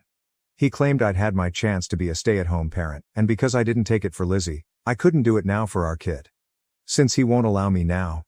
As much as I adore my spouse and our children, I refuse to be dominated. I won't be told where I can and cannot work. I will not be told if I can or cannot work. I'm not a dog. I'm not a slave. I will not be compelled to deny my own baby his mother and pass him over to a stranger simply because his sibling had a difficult start in life. It is irrational to purposefully limit your own child's chances in the name of justice. That is horrible parenting. The fact that my spouse wanted to do this to me and our son threw a switch inside me. I stood up quietly and told my spouse that I was going. I informed him he had crossed the line and that I needed some space from him. I stated that I would not subject any of my children to such an abusive and controlling environment. I told him that once things settled down, we could go to marriage counseling because he obviously had deep-seated issues that needed to be addressed. He grew upset and began crying, "You can't leave. We have a family, you can't take my son." I was stunned at that point. I responded, "For once, you will take Lizzie to school, and I will leave during that time." I went into our room and started packing. He stormed in and began throwing my clothes from the bag while shouting at me. I was genuinely afraid. I'd never seen my spouse like this before. I responded, "If you try to stop me from leaving or lay a hand on me, I will call the police." I also told him I was calling my mother to come get me up. Maybe this was an overreaction, but I was terrified. I only wanted to get myself and my son away from him. He burst into tears and walked away. I contacted my mother and told her she had to come immediately. I informed her that I did not feel comfortable and needed to stay with her for a bit. I packed what I needed as quickly as possible, and when my mother came, I departed. I've been with her for approximately 5 days and am feeling numb. I can't believe how fast everything happened. My family and marriage were turned upside down in a couple of days. I wish I had never mentioned being a stay-at-home parent. If I hadn't, none of this would have occurred. My husband and I were in North Carolina for a few days before he began messaging and calling on day 3, saying Lizzie had been crying for me and missing me. I've determined that Lizzie is safe. I know my spouse would never mistreat her, but I spoke to her yesterday to ensure she was eaten, attended school, and completed her homework. She was crying and asking when I was going back, and I didn't know what to respond. So I responded I didn't know, but I loved her very much. I urged my husband not to use Lizzie as a pawn to trick me into returning because it wouldn't work. He genuinely claimed I'm proving I'm a bad step-parent by not returning and being there for her. I told him that if I'm so bad, he shouldn't want me back and should not speak to me again until he's ready to go to counseling and leave Lizzie out of our difficulties. I stated that if Lizzie was mentioned in any text or email, I would delete it without reading the rest. I established a rule that any phone call in which he attempts to bring her up outside of the context of her being safe and cared for, I will immediately hang up. I told him I didn't want to talk to him right now, and he should figure out what he wants because I'm prepared to file for divorce if he doesn't get it together soon. My spouse began crying again, but I simply hung up since I was too fatigued to deal with any more that day. He has remained silent since, with the exception of a text I received today stating that he wants me back and misses me. I honestly don't know where to go from here. I'm still trying to comprehend everything, and writing it down here helps. I had never offended him and was not his ex-wife, so why was he making me suffer for what she had done to him? It boiled down to my husband's fear that I would become like his ex, that I would prioritize our boy above Lizzie, and that I would injure or stop loving her. The therapist addressed the distinction between his kids and our kids. She emphasized that my husband needs to understand that it is natural to feel more connected and attached to biological children than to stepchildren. She reminded him that while Lizzie and our boy were his children, that was not the case for me, which was not only natural and expected, but also acceptable. She asked him, "Have I not been loving and kind to Lizzie? Had I not cared for her? Had I not gone out of my way to sacrifice for her, as any parent would?" My husband responded reluctantly but enthusiastically to all of the questions. So the therapist told me that there was nothing wrong with having feelings or changing my mind as long as I continued to love, respect, and treat Lizzie with care. She told us there was no problem. She also pointed out that, while my husband may be offended because Lizzie is also his biological child, It was unfair for him to expect me to feel the same love and connection to her that he did. In reality, she argued it was impossible because I hadn't carried her, given birth to her, or breastfed her, and she hadn't entered my life until she was a young girl. The therapist highlighted that there are several types of love, and that my special link with the infant, as well as my desire to stay at home and nest, were not only natural, but also did not imply that I had lost my mother's love for Lizzie. It wasn't about loving her less, being unjust, or doing something wrong. It was just different. She stated one of the most common mistakes biological parents make with step-parents is guilting or shaming them about their sentiments for stepchildren versus biological children, insisting that love must be the same. She admitted that while this instinct is normal and protective, it is frequently the biological parent who causes friction and strain. If not handled properly, both step-parent and stepchild may feel inferior. In some circumstances, the biological parent may overcompensate by making the stepchild the favorite one in an attempt to correct a perceived bias. This was beginning to reflect my own emotions. The therapist concluded by stating that even biological parents have favorites among their children, but the key is not to act on them or make it known. She assured us that I was handling things well and had done an excellent job thus far. In fact, we were ahead of the game because Lizzie was thrilled with the pregnancy and had a really positive and close bond with me. My husband argued that my staying home with our son but not with Lizzie was clear favoritism. The therapist argued with several previously established points. At the time, I was unable to work from home due to my professional circumstances. If I wanted to stay at home with Lizzie, I would have had to quit my career completely. I wasn't in a position in our relationship to be a stay-at-home mom. I wasn't married yet and didn't feel comfortable giving up all of my financial stability without a commitment. Lizzie was already in preschool. She was not a newborn. Most individuals would not want to give up a fulfilling career to stay at home full-time with a child who did not need constant care, especially if they had no biological link to the child. Lizzie would not know the difference. She was old enough to comprehend that I was not her biological mother and that I had not entered her life until she was no longer a baby or toddler. Furthermore, even young children may grasp that babies require more care than preschoolers, especially if it is taught to them correctly. In brief, the therapist stressed that the fact that I was eager to spend time with Lizzie, wanted her to be a part of the baby's life, wasn't territorial or aggressive about the pregnancy, and continued to play an active role in Lizzie's life were all very positive signals. She stated that we were doing significantly better than many other step families in our circumstance. I'm sad to inform you that my hubby tried but couldn't accept it. We tried more family trips and therapy, but he backed away, saying he felt ganged up on and that no one was on his side. He couldn't understand why I would stay at home to care for a baby. I asked him directly if he wanted the baby, and he sounded surprised. He said, "Of course I do," but added that he merely wanted to make sure his daughter received what was promised to her. Finally, he refused to compromise. Frankly, I saw it as clearly unfair and harsh to our kid to insist that he be placed in daycare or assigned to a nanny or au pair. All in the name of fairness. Despite both his therapist and ours stressing that fairness does not always imply equality, he refused to listen. It was as if he didn't want to recognize how my role as a stay-at-home parent would benefit his kid. I believe my husband expected me to cave, but all it did was cause me to lose love and affection for him, especially when he finished therapy. I informed him that if he did that or continued to insist on getting his way, I would file for formal separation. I guess he thought I was lying. But when nothing changed, I went directly to an attorney's office. He was completely surprised when I served him. I have set up a semi-formal custody agreement. I'll maintain working from home while living with my parents. When I go into labor, my husband is not permitted to enter the birthing room. Instead, he must remain in the waiting room. He can see and hold our son, but only while I am present and someone else is overseeing. I insisted on this because, to be honest, I am terrified of my spouse and do not trust him. My hubby is overcome with astonishment and grief. His family is furious with him and absolutely supports me, albeit they are obviously concerned about the whole scenario. I've told all of his relatives that they're welcome to attend the birth and hold the kid. In fact, I want them there to watch my spouse with the baby and make sure he doesn't do anything bad. My hubby is constantly texting, calling, and emailing me. He says he can't believe I am doing this. He begs, "Why can't you listen to me and understand me? Please come back and be a family again," among other things. I've told him that he needs to go back to therapy, and I need to be able to trust him with our son.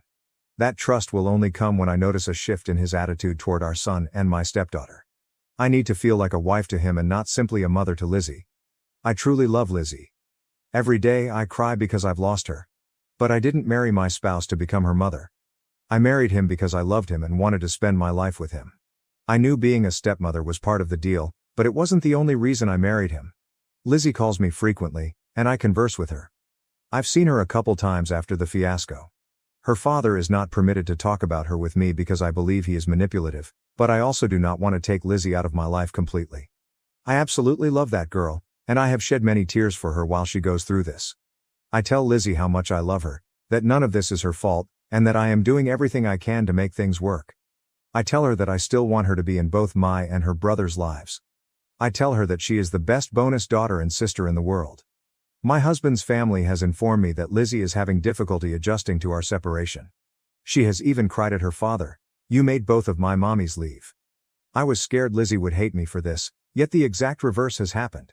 Her grades are failing, she is miserable, she constantly cries, and she has become quite disrespectful to her father. I begged my husband to get her to counseling. He eventually did, and it's helping her. The guilt I experience is enormous and crushing.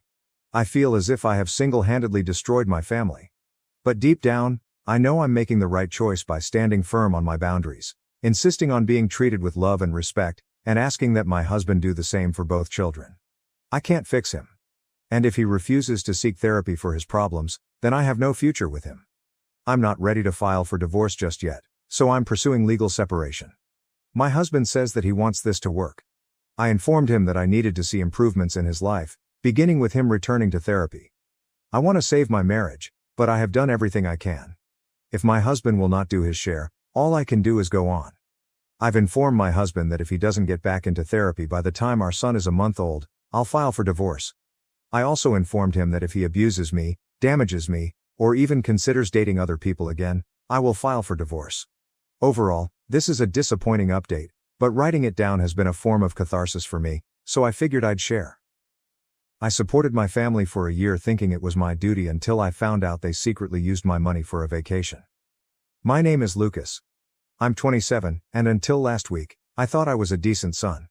Possibly even too good. I was always the one to step up when my folks needed something. Was your rent too high? I covered it. Did your car break down? I paid for the repairs. My younger siblings required assistance with tuition. Guess who pitched in? I never complained because it was my family. Isn't it what you should do for your family? But this week, I discovered something about my parents that I can't forget. And now I doubt I'll ever look at them the same way again. It began a little more than a year ago.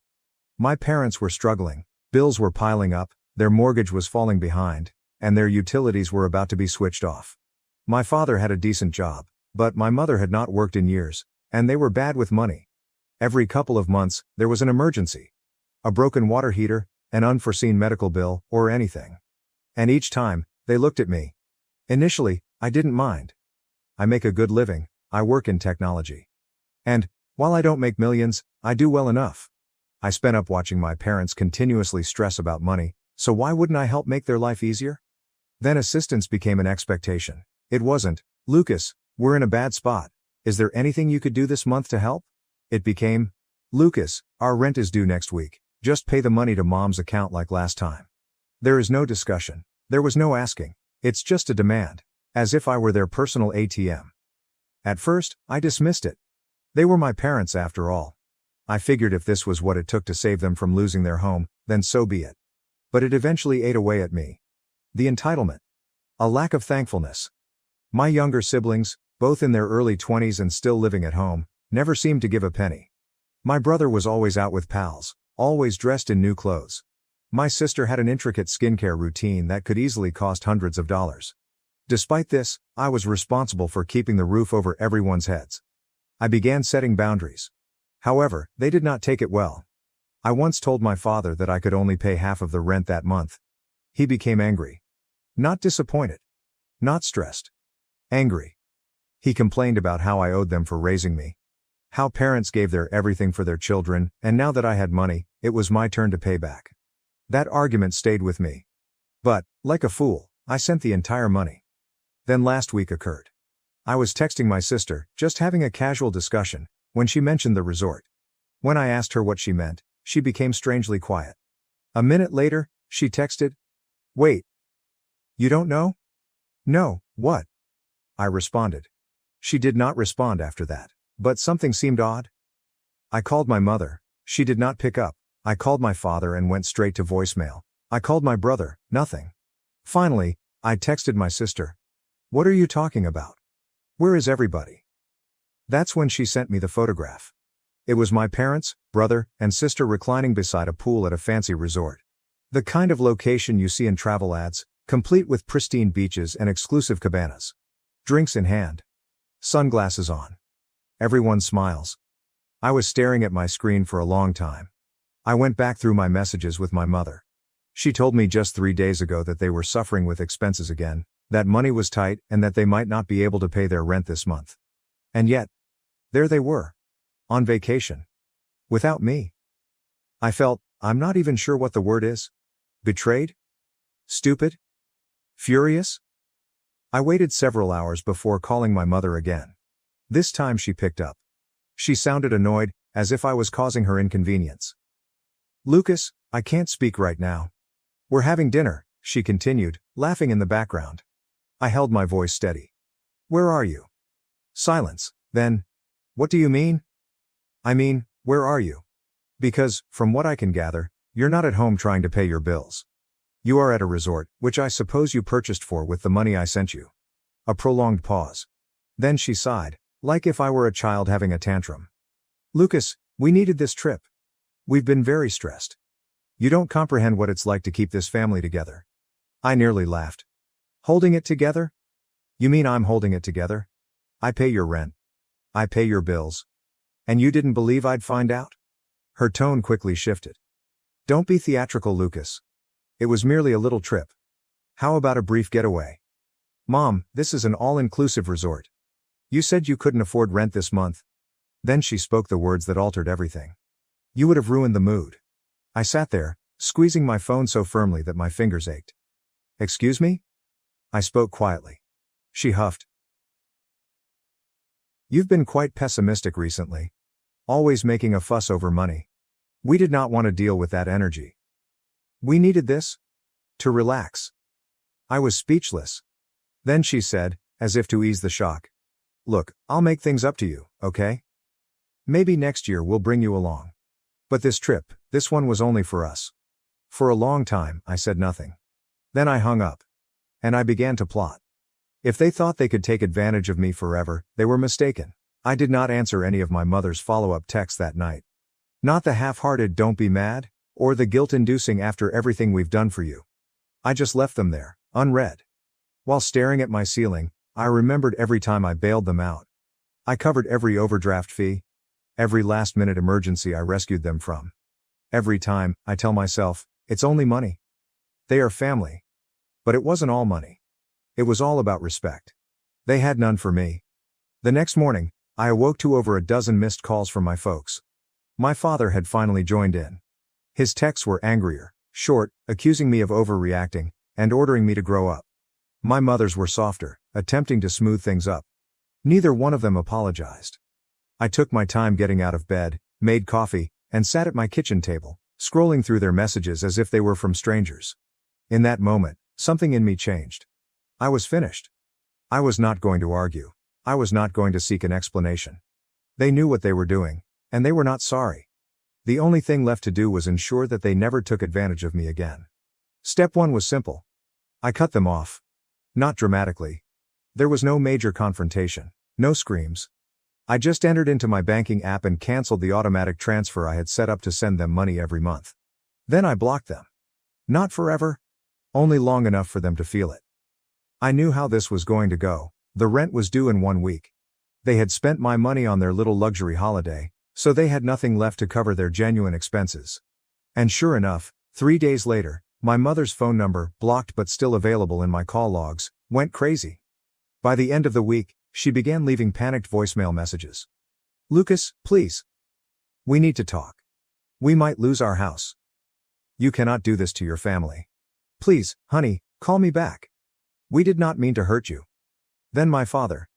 You are being childish. You are punishing us for nothing. Pick up the phone, Lucas. I ignored each one. Then came my siblings. My sister texted first, saying, Mom and Dad are freaking out. Just talk to them. My brother then said, Dude, you're taking this way too far. Too far? I nearly laughed. They were not concerned about me. They were not sorry for what they did. They were simply panicking because they needed money. And I had no intention of assisting them this time. A few additional days passed. Then I received an email. It was from my mother. The subject line simply said, "We need to talk." I considered deleting it, but curiosity got the better of me. I opened it. What I read got me enraged. The email began almost normally, with a bogus reconciliation request. "We love you, Lucas. We are sorry you feel this way. Let's talk about it and work it out as a family." But suddenly the tone changed. "We did not want to tell you this, but we are in a very poor situation. The rent is due, and we don't have enough to pay it. We never imagined you'd abandon us like this. You are aware that we rely on you, rely on me. Not appreciating me. Not thank you for everything you've done. No, straight up, we expect you to provide for us." The following part made my stomach twist with hatred. "Your brother and sister are concerned about you. They say you've changed. That you are acting selfishly. Honestly, we're beginning to agree. You have been distant ever since you moved out, cold. This is not who you are, Lucas. We've raised you better than this." I slammed my laptop closed. That was it. The last nail in the coffin. They weren't sorry. They didn't even acknowledge what they had done. Instead, they were attempting to guilt-trip me into bailing them out again. I paced my flat, fists clenched. It wasn't just the entitlement, it was the outright chutzpah. I'd given them everything. They paid their rent, they paid their debts. And when they had extra money, they didn't use it to alleviate their problems. They did not save it. They went on vacation, without me. Because obviously, I was the problem. I'd have ruined the mood. But now that their little fantasy trip was over and reality was staring them in the face, suddenly, I was indispensable. I took a big breath, my thoughts whirling. I could ignore the email. I could block them. Move on with my life. But something within me yearned for more than just silence. I wanted them to feel it. I sat back down, cracked my knuckles, and began typing. "Mom, Dad. I have read your email. I pondered about what you had stated. You're right, I've changed, and I am finally seeing things clearly. You did not rely on me. You used me. You not only used me, but you also treated me with disrespect. You took my money. She accepted my kindness, and then intentionally cut me out when it suited you. You're now broke. You are afraid now. And now you adore me again? Spare me. I do not owe you anything. I am not your personal ATM. And I'm done being manipulated. Maybe the next time you go on a luxury trip, you should plan for what happens once you return home. Best of luck figuring things out." I lingered over the send button. Then, with the largest sneer on my face, I clicked. My sister texted me 30 minutes later. "What did you say to Mom?" "She is crying." Then, my brother. "Dude, you went too far." And eventually, my father, who had never asked me for anything before. I left a voicemail. His voice was trembling with barely veiled anger. "Listen to me, Lucas. If you don't fix this, there will be consequences." I played the message twice. Consequences? I nearly laughed. They still believed they had influence over me. That they could frighten me again into surrender. That was their last error. Because now I wasn't just going away. I was about to make sure they never got a hold of me again. I did not respond to my father's voicemail. Instead, I continued my day as if nothing had happened. But deep inside, I knew it wasn't over. My parents were not the type to let go. They could not bear the thought of losing control over me. So I wasn't surprised to hear a strong, aggressive knock on my flat door the next evening. I took my time walking over, checking through the peephole. Sure enough, there they were. My father stood stiffly, his jaw clenched, as if he was scarcely able to contain his fury. My mother, on the other hand, had her arms crossed and her face set in an expression of forced disappointment, as if I had offended them. I contemplated ignoring them, allowing them to stand there and stew in their own frustration. But no. I wanted to see it through. I unlocked and opened the door, leaning nonchalantly against the frame. "What do you want?" I asked simply. My mother's countenance immediately softened into something more sorrowful. "Lucas, sweetheart, please, let's just talk." "No," I replied, cutting her off. "Say whatever you came here to say, then leave." That's when my father stepped forward, his face flushed with hardly restrained wrath. "You think you're tough now, right?" he snapped. "Are you ignoring our calls? Sending us that filthy email? After all we've done for you?" I raised an eyebrow. Have you done everything for me? I repeated. Do you mean rearing me? Feeding me as a child? Doing the absolute minimum that every parent is expected to do?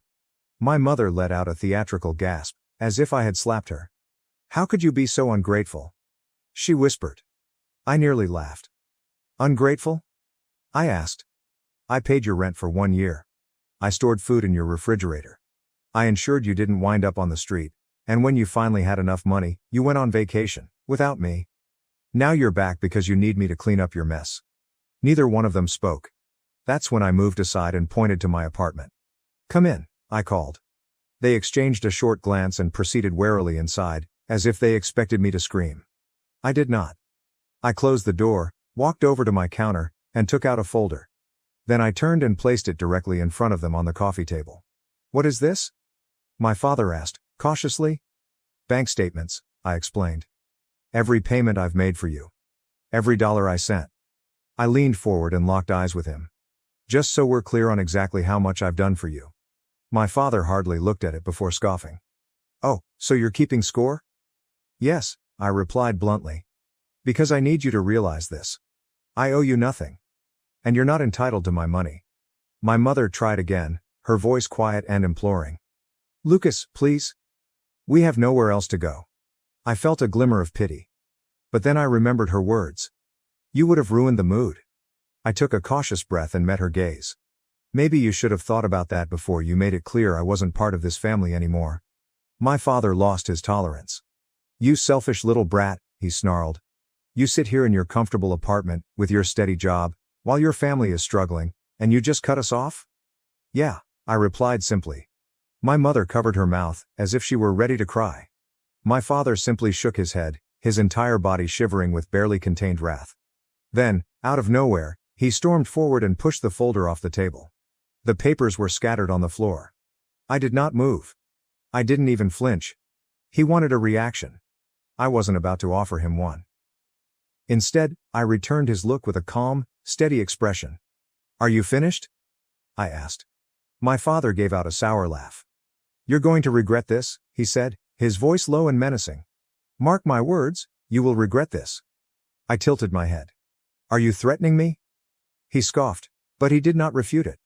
I moved forward, my voice frigid. Get out. My mother's face crumbled. Lucas, please. Get out. For the first time in my life, my father appeared hesitant, but, after a tense period, he grabbed my mother's arm and yanked her to the door. You better hope you never need us for anything, he smirked over his shoulder. I just smiled. I never did. And now, I never will. I opened the door for them. They paused, as if they were afraid I'd shatter. As if I could change my mind. But I was just standing there. Silent. Waiting. They finally walked out. I shut the door behind them, locked it, and exhaled slowly. I should have been relieved. But something told me it wasn't over. Not yet. I didn't hear from them for several days. I figured they had received the message. My folks were used to having their way. But they were not foolish. They realized they had pushed me too far this time. I was mistaken. It all began with a single, unexpected message from my sister. The SMS arrived while I was sitting on my couch, looking through some irrelevant content on my phone. Hey, can we talk? I rolled my eyes. When it came to our parents, my sister was anything but a calming influence. She was always the one to say, oh, they're just stressed, or, they didn't mean it like that. But deep down, I knew she wouldn't let this go either. I chose to entertain it for now. I promptly responded. About what? A few minutes later, her message came back. About Mom and Dad. They're really upset, Lucas. Can we just talk about it? Please. I sighed, rubbed my eyes, and tossed my phone onto the coffee table. Even thinking about them made me angry. However, for some reason, I found myself typing back. Perhaps it was curiosity. Perhaps there was a warped part of me that desired closure. Perhaps it was just the insanity of the scenario. What do they want now? She did not hesitate. They've been calling me all day. Dad is on the warpath.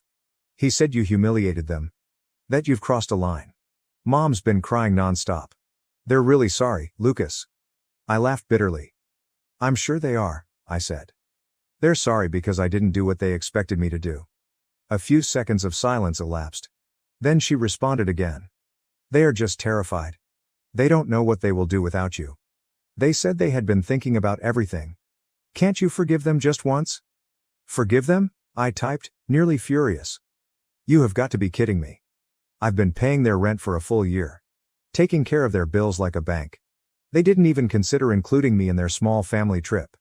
Now that they're in a mess, I'm meant to swoop in and save them again? I'm finished, Jamie. The response was prompt. Please. They apologize. Lucas. They did not intend to hurt you. Mom stated she was mistaken. I know you don't believe it, but she truly feels horrible. I took a deep breath and brushed my fingers through my hair. Part of me wanted to confront her for defending them. However, a part of me wanted to end the situation. It wasn't worth the effort anymore.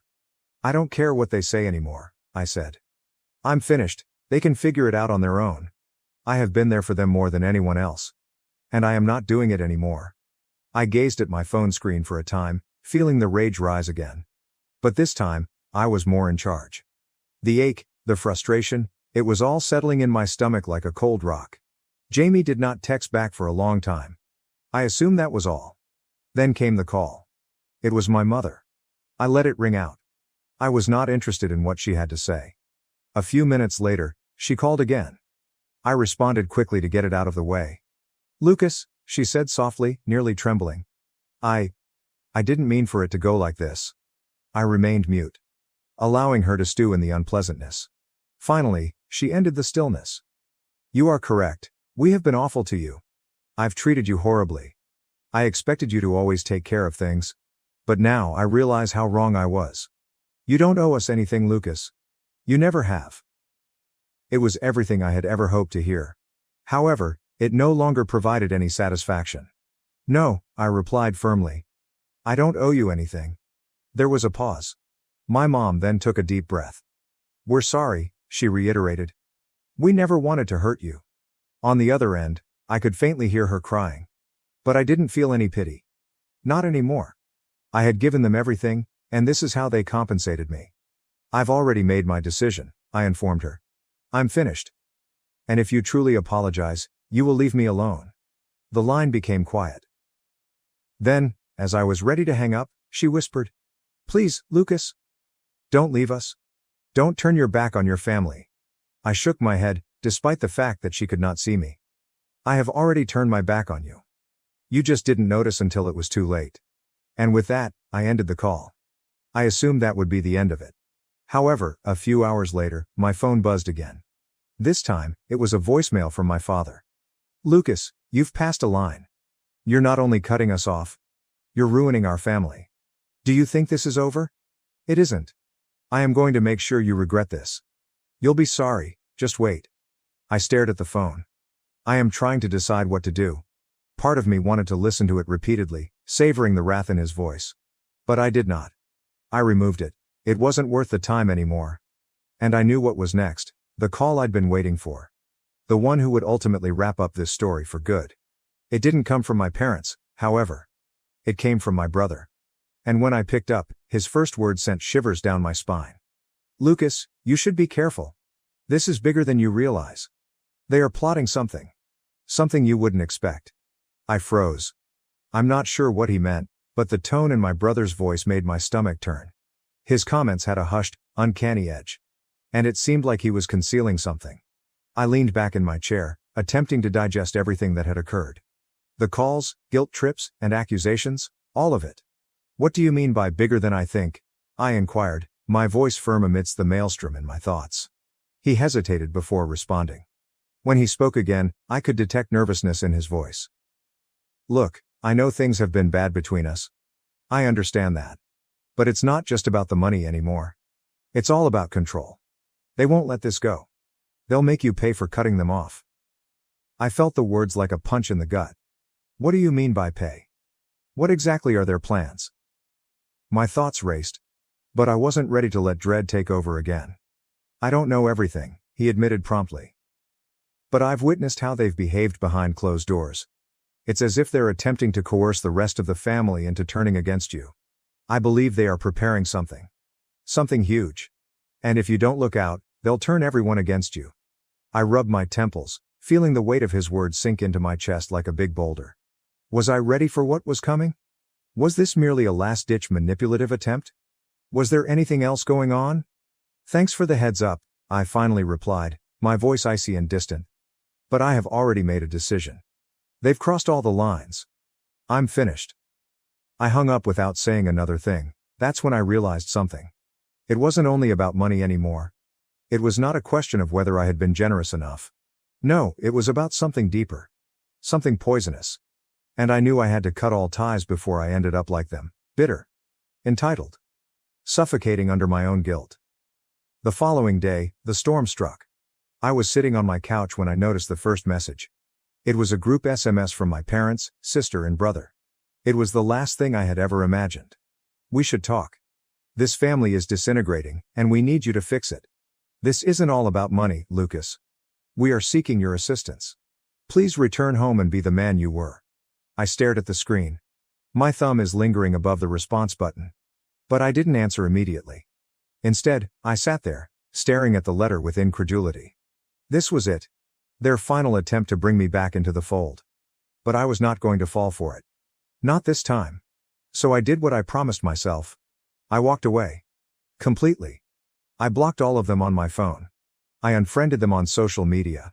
No messages, no calls, no method to contact me. A few days passed in silence. Then, I received an unexpected visit, at my flat door. I opened it to see my parents standing there, looking like two broken individuals. Their faces were paler. Their eyes are red and swollen. For a minute, they didn't resemble the people who had raised me. They appeared to have been defeated. A part of me wondered. Had they really changed? Lucas, please listen to us, my mother begged, barely a whisper. We apologize. We were mistaken. We do not want to lose you. The situation has escalated beyond reasonable limits.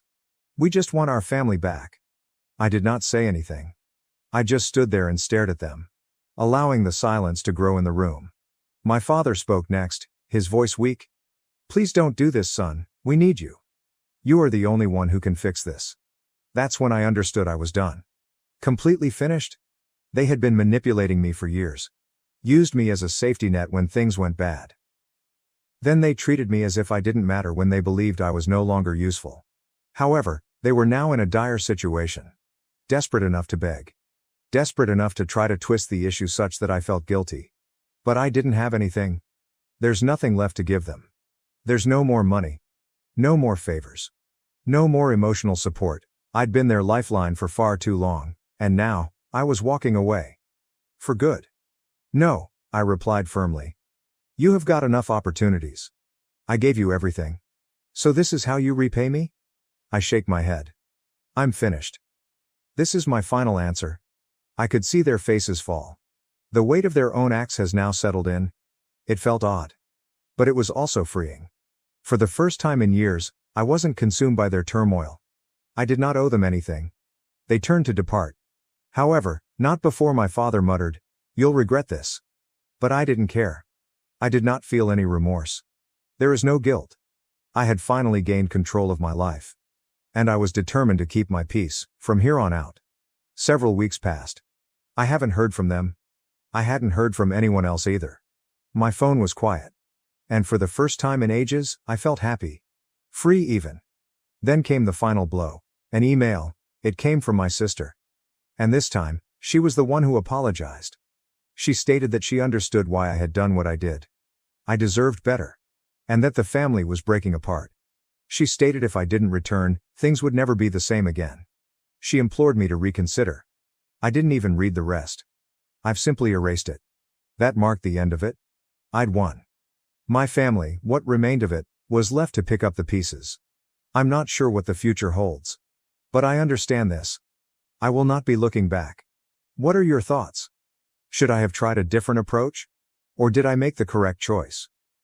I walked out of the wedding after being humiliated by the groom's best friend with a cruel prank in front of all the guests. Hey, Redditors! This is a furious venting session, a scream for help. But don't worry, I'm feeling better now. It's just the feminine wrath right now. I'll get right to the point and provide an unbiased perspective. So I left my groom at the altar 8 months ago. Yeah, I understand how that sounds. But, before you pass judgment, please hear me out. The person who ends a relationship is typically regarded to be callous, because how can they be upset when they instigated it? right? But this is not true. People in my circumstance will know what I'm talking about. While everyone sympathizes with the individual who is dumped, no one appears to care about the person who musters up the fortitude to stop the relationship. I'm not condoning toxic people who harm their spouses, but some people simply make you unhappy till it becomes your reality. It can take numerous forms. Some males exhibit emotional distance. Some people are always too busy with everything but their partners. Some people lack the courage to stand up for their spouses. Some people mistreat their relationships and dismiss them as mere jokes. Some undermine, gaslight, and deflate their confidence if they do anything slightly excellent to shine or achieve success. My boyfriend possessed all of these beautiful characteristics. Yes, that is a sigh. Let's not even get started on dissecting the character of his excellent best friend, who possessed all of these attributes to an even greater extent. For a long time, these two men made my life terrible, and I assumed that this was how one should live. The tranquility that I now have in my life, after kicking them out, is out of this world. However, they have returned and are wreaking havoc. Because who else yells chaos besides them? So, to help you comprehend this, I'll take you back to my college days. Yes, I admit it, I was stupid enough to date this man for 4 years. But honestly, I was the stupidest person to accept his proposal and chose to marry him. My ex and his best friend have been close since kindergarten and are quite similar. The same sexist, misogynistic, insecure and overconfident characteristics. It wasn't always this horrible. I had good days with my ex. Initially, he was rather charming. And believe me when I tell you, that man knew how to be charming. He tried to impress me and it worked. The first few months went pretty well. After that, the layers began to peel off, revealing his true self. It began with him being constantly unavailable and busy, while partying with his friends. This was what sparked the problems. And then he gaslighted me, convincing me that I was insane and delusional for questioning why he wouldn't give me his time. This lasted for quite some time. When college ended and I was seeking work, he'd laugh in my face in front of our pals and encourage others to join in. His approach went something like this. You'd never get hired, LOL. Even if you do, you'll be fired. This came from my man. And his best friend, who seemed to relish this, would always say, thank God you're pretty, they hired you as eye candy, lol. It felt disrespectful and irritating. And my ex would only chuckle. Every time I argued with my ex, he told all of his buddies about it. He would incorporate a third party in our discussions. And his closest buddy would call me all kinds of names and characterize me as a dramatic and impulsive woman, the stereotypical woman who overreacts to everything and obsesses over little matters. They'd make fun of me everywhere, and it was hurtful. He'd make comments about my beauty, my sense of style, and so on, while my ex would just sit there and chuckle. Now, if I start talking about these things, I'll be able to provide innumerable examples. But that is not what we are here for. As the wedding planning began, it was literally his closest buddy who made all of the decisions. I was the bride. I was going to have my dream wedding. But, no matter what I wanted, we'd only go with what his pal chose. At times, I felt as if he was deliberately choosing something I didn't like just to spite me. For example, I dislike orange flavor, but he chose it for my wedding cake. My ex chose the same option as his pal and forced me to follow suit. Even my wedding gown wasn't my choice. This man, my ex's best friend, was a perfectionist. My fantasy dress was allegedly too garish for his tastes. Everything went on, and I persevered till I couldn't. On my wedding day, something terrible occurred. But now as I look back, I'm grateful it happened.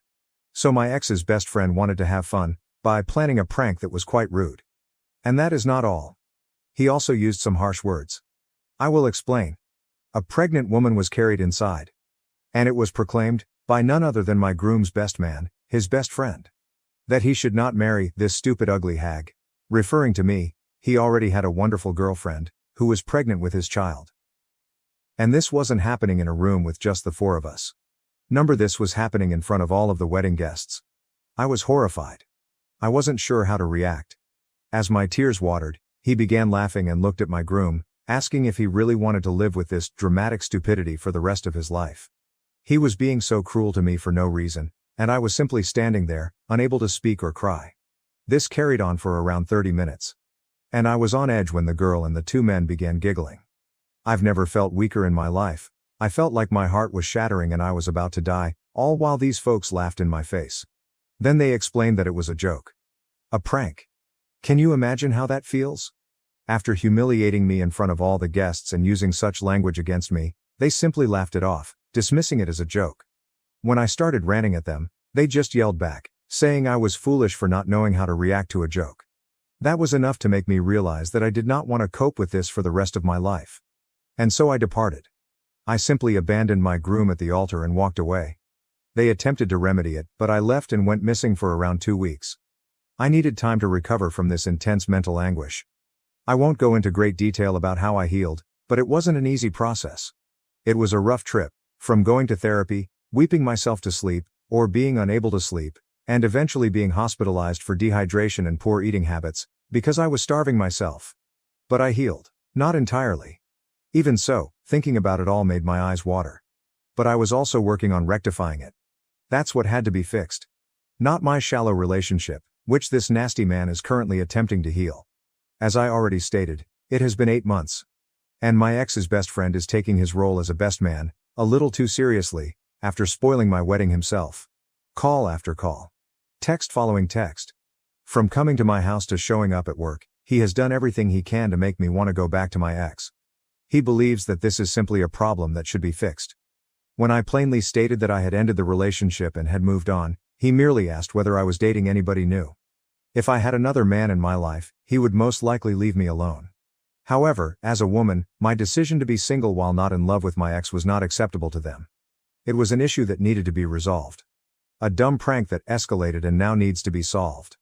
I'm so done with this, it is mentally taxing. Because every time this man tries to talk about the past, it brings back unpleasant recollections. Give me some guidance, gentlemen. Update 1, thank you so much for your kind compliments. When I thought about writing this, it was more of a venting session. I did not anticipate people to be so involved. Reading your comments made me feel like a movie character, and you're all developing your own theories. So I saw a couple comments discussing a restraining order, and I think it's a wonderful idea. I'm not sure why I didn't think of that myself, but it's never too late. Speaking about my current circumstances, things are getting pretty annoying, because he has started calling my pals after I blocked his phone number. This is quite frustrating. I'm simply attempting to live my life in the greatest way possible. And he is doing everything he can to avoid it. I'll obtain that restraining order, you know. Update 2. Guys, I received the restraining order. And guess what? I received a text from my ex's best friend's girlfriend, who claimed that her partner was simply being nice, but my move made her believe that I was not worth it because it was such a dramatic thing. Like, dude, is their entire tribe going to annoy me now? I'm really frustrated. Literally. There's so much. It's all the same old drama, and I'm over it. Update 3. Hello there, hopefully this will be my final post. I'm not sure if this was the appropriate thing to do. I contacted my ex. And we had a lengthy chat. I made it obvious that I was no longer interested in him and would never contact him again. Although I refer to it as a discussion, it was primarily me speaking and him agreeing with my sentences. I told him that if his friend didn't stop, I'd have to take severe legal action, as if the restraining order wasn't enough. He told me that I would not be harassed again, and that he would speak with his friend. It's been a week and I haven't heard from him or his best friend. I really hope it stays like way because I am so over these people, and I don't trust them at all. Venting over here has been helpful, and you all are nice people. Thanks. I'm going to sign off for now. NTA, but for your ex and his closest friend. Definitely a holes. Reading this made me really irritated with them. I cannot comprehend how you put up with such behavior. I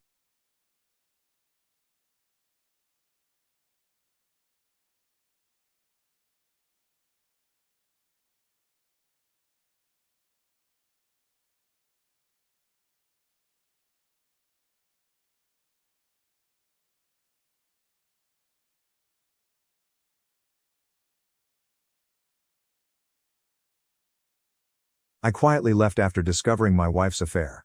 A year later, she came back asking for forgiveness and hoping to reconcile. After learning of my wife's adultery, I moved to the hills. I am not sure why I am writing this, but perhaps it will be useful to someone now that the situation has passed and I have moved on. After 3.5 years of marriage, I discovered my wife's affair in February 2018. I worked a contract job that periodically required extensive travel but also allowed me to work from home when I returned. My position as the director of a technical sales company was both hard and flexible. My wife maintained a highly profitable position. Although things had gotten a little strained as she worked longer and longer hours and I traveled for work, we still had what I would consider a fairly good marriage. Background. 5 years ago, During a cookout held by a mutual acquaintance, I met my wife, who is now my ex. We hit it off right away once we started conversing. To be honest, I thought being with a lady who was both attractive and articulate was a great advantage. She seemed to like my rough around the edges personality. After a few weeks of dating, we were charmed with each other. When we met at each other's apartments, the clothing just flew off. After 18 months of dating, we married and moved into a spacious apartment while saving for a down payment on a house. Things started to alter after the first 3 years of marriage. Even though I still had affection for her, I noticed that she argued over minor issues. When I mentioned all the late hours and increasingly frequent work outings, she became enraged. Since she was climbing up the corporate ladder, she would explain that it was a necessary component of paying the dues, or so she thought. She told me that since I was also gone for weeks at a time, I had no right to challenge her. In truth, I had only been taking 3 or 4 days off every 5 weeks or so. So I promised her that I could absolutely cut back on my commute time. There was no conclusion to these exceedingly circular arguments. Looking back, I realized I was completely oblivious that my wife was having an affair. Aside from our decreasing sexual relationship and her continuously late work hours, I would never have guessed anything. I just figured she was exhausted from her job. But being rejected so frequently when I attempted to initiate a sexual relationship had taken a toll on my ego. Although she had a business phone and may have been using it, I did not see the covert texting that I had read about in other publications. She used our spare bedroom as a home office and spent a lot of time in it. Kathy began returning home after work in September 2017 and instead spent the evening at a work engagement. This rose from 1 night per week to more than 3 evenings each week. Although I am not typically envious, she would surely be noticed by others. And I am aware that she will need to repel some of the males at her workplace. Despite working with more male CEOs than female CEOs, she gave the impression that she was solely interested in her profession. I originally believed she was cheating about a month before D-Day. Before coming home, she made a quick stop at the store. I was asked to help her with the food shopping. As I was getting some belongings from the back seat, I noticed something pink glinting just beneath the front passenger seat of her car. This was a bra. A bra belonged to my wife. She preferred ones from a specific clothes store, so I knew they were hers. Looking back, I see the bra was a warning sign. When she's feeling particularly amorous, she always takes her bra out from underneath her clothes first. I'm not sure why, but seeing this made me sick to my stomach right away. I didn't understand why her bra was under the seat. I said nothing more. My heart must have been beating so fast that I almost passed out. Because when I returned the bags to the kitchen, Kathy asked how I was doing and mentioned that I appeared to have seen a ghost. I just ignored her remark. It took everything I had to hide my feelings, but I tried not to appear offended or fooled. I decided to try to find out if she was seeing anyone. That night and the next day, I began to evaluate all of the signals I could have missed. Aside from the bra, I had no evidence. She works in a downtown office building, and we live in a relatively large city. I decided to temporarily put the affair out of my mind and explore giving her more of my time. I prepared a delicious supper and set the dining table with elegant plates, silverware, and candles. One Friday after work, I bought a bouquet of flowers and a wonderful bottle of wine. When she arrived, I showed her the supper and all I had prepared, as usual, breezing in after work. She apologized and expressed her regret, but she needed to go to a neighborhood hangout to meet up with her coworkers. She said she needed to take a shower first, but she could share a small snack with me before leaving. I guess I fell completely silent because my insides turned on me. I won't go into detail about how angry I was at the time, but I'd had enough. I took my work cell phone and dumped it in her backseat while she was showering. I had considered using my own phone to trace her. I then went into the kitchen and tossed away the food and flowers. After taking a shower, she prepared and looked gorgeous, as usual. "All right, let's eat," she replied. "Never mind. Go out with your friends," I said. She inquired whether I was angry after giving me a strange expression.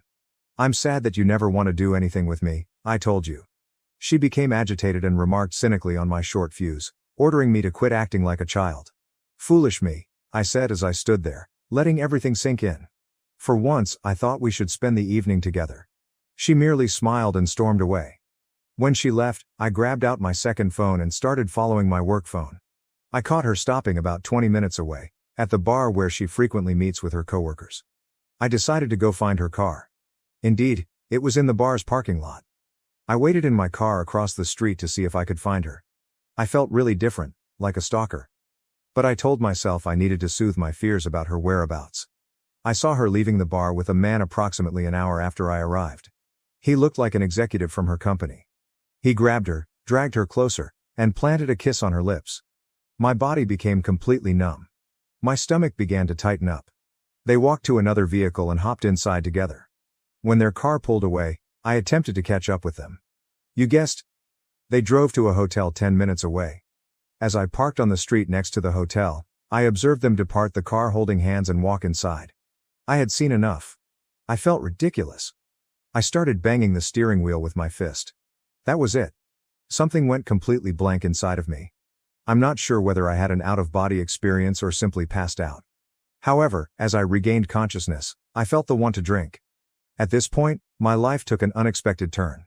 I'd just begun driving, out of town, replaying all I had just seen. I was crying out of both fury and despair. I hate to acknowledge it. I found a nice tiny tavern on the outskirts of town. Some 30 miles away, they stopped in. I ordered a drink while sitting at the bar. The bartender, a lady, commented on how I appeared to have lost my wind. So I guess I resemble death. I responded, partly smiling. You could say that. A man sat beside me and began a chat. Even though I didn't feel like speaking, something about this guy made me feel at peace. We initiated a chat, and finally, my wife's unfaithfulness came up. I told him I just wanted to get away from her and forget about her. You're not alone, buddy, he answered, patting my back. After giving me a cursory look, he said, I went through that a few years ago. I believe there is a reason why these things occur. Your life may now take a favorable or negative turn. I promise you, at this moment, everything is completely up to you. His words, for some reason, startled me out of my funk. Despite being conscious of my agony, I've always had the ability to see things rationally, and he was totally right. We introduced ourselves. Rye was his name. I truly liked his salt-of-the-earth attitude. Even though he was more of a country boy. Are you planning to move out? He inquired. I suppose. I never considered looking that far ahead. I was experiencing a fight-or-flight response. And I realized I didn't want to be around this woman any longer. I've got an idea. And I sympathize with your situation, Rye said. When the time comes, I have a mobile trailer on my land, in case you feel the need to go, Rye told him. It might take some effort and isn't very excellent. Why don't you come and see if you can envision yourself short-living in anything like that? I'll give you a great deal on it, at the very least. You could even park it on a beautiful piece of land I own. I'd be grateful if you could watch it for me. It may be helpful to get out of your current situation. Only a thought. I took a while to grasp his concept. Hell, honey, if I could have escaped my insane ex-husband years earlier, I would have jumped at the chance to go live in his trailer, or anywhere, just to get my head on track. The bartender, who had been listening in, added his own comment. Perhaps this is just what I needed. But I felt like I'd strayed into the twilight zone. Yes, I will think about it. Maybe check it out, I said to Rye. After a time, we broke up and planned to meet at his house in a few days. I began to feel as though I had some perspective. And an opportunity to escape what I thought was dreadful grief and horror. I knew one thing for certain. I'd never want to spend time with my wife again. I find cheating nasty. And that was always something I imagined I'd never have to put up with. I sat on the couch when I got home that evening. Kathy walked out and inquired where I had been. Where have you been? I should be asking you that, I responded, turning to face her. I went to grab drinks, she explained. I directly inquired. Are you having an affair? She looked astonished. But she quickly gathered herself and replied, No. Why are you asking me that? I told her that I'd heard she might be seeing someone at work. Who told you this? She asked. Someone I know, I responded, keeping the name to myself. You're being ridiculous, she said. Then they accused me of being inebriated and deranged. She asked where I had been.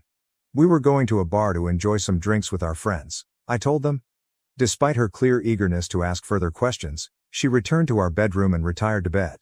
Now that I had proof she had been lying to me for months, I decided to sleep on the sofa. I couldn't sleep at all. I kept seeing her in bed with the guy. I felt bad for myself. Disgusted. Hurt. But then I thought of Rye's trailer. The thought of that made me happy. It seemed almost like a revelation. Something must be wrong with me.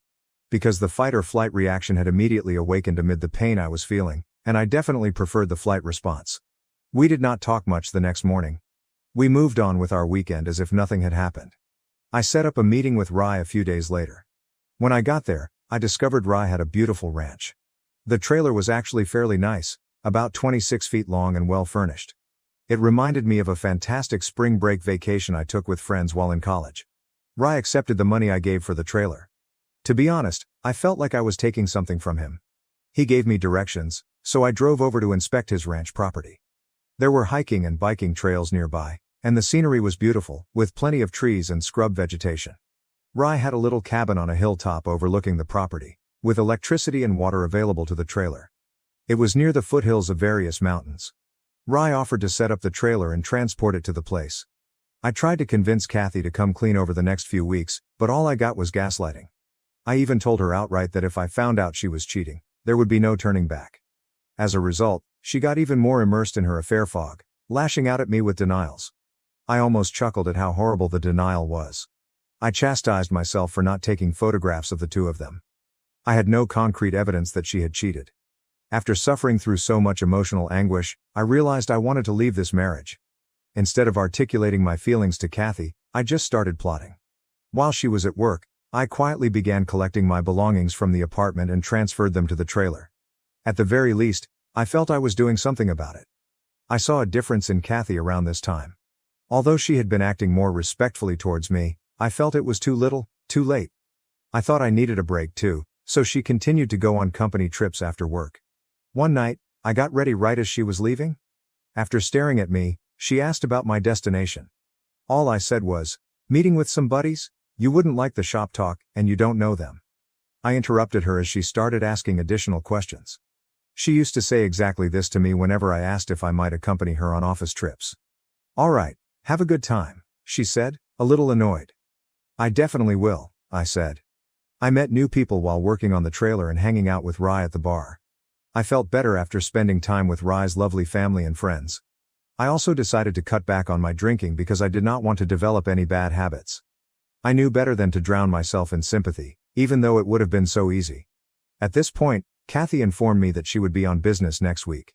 She indicated that the executive team and a few department heads were leaving. When I inquired, "Who's going?"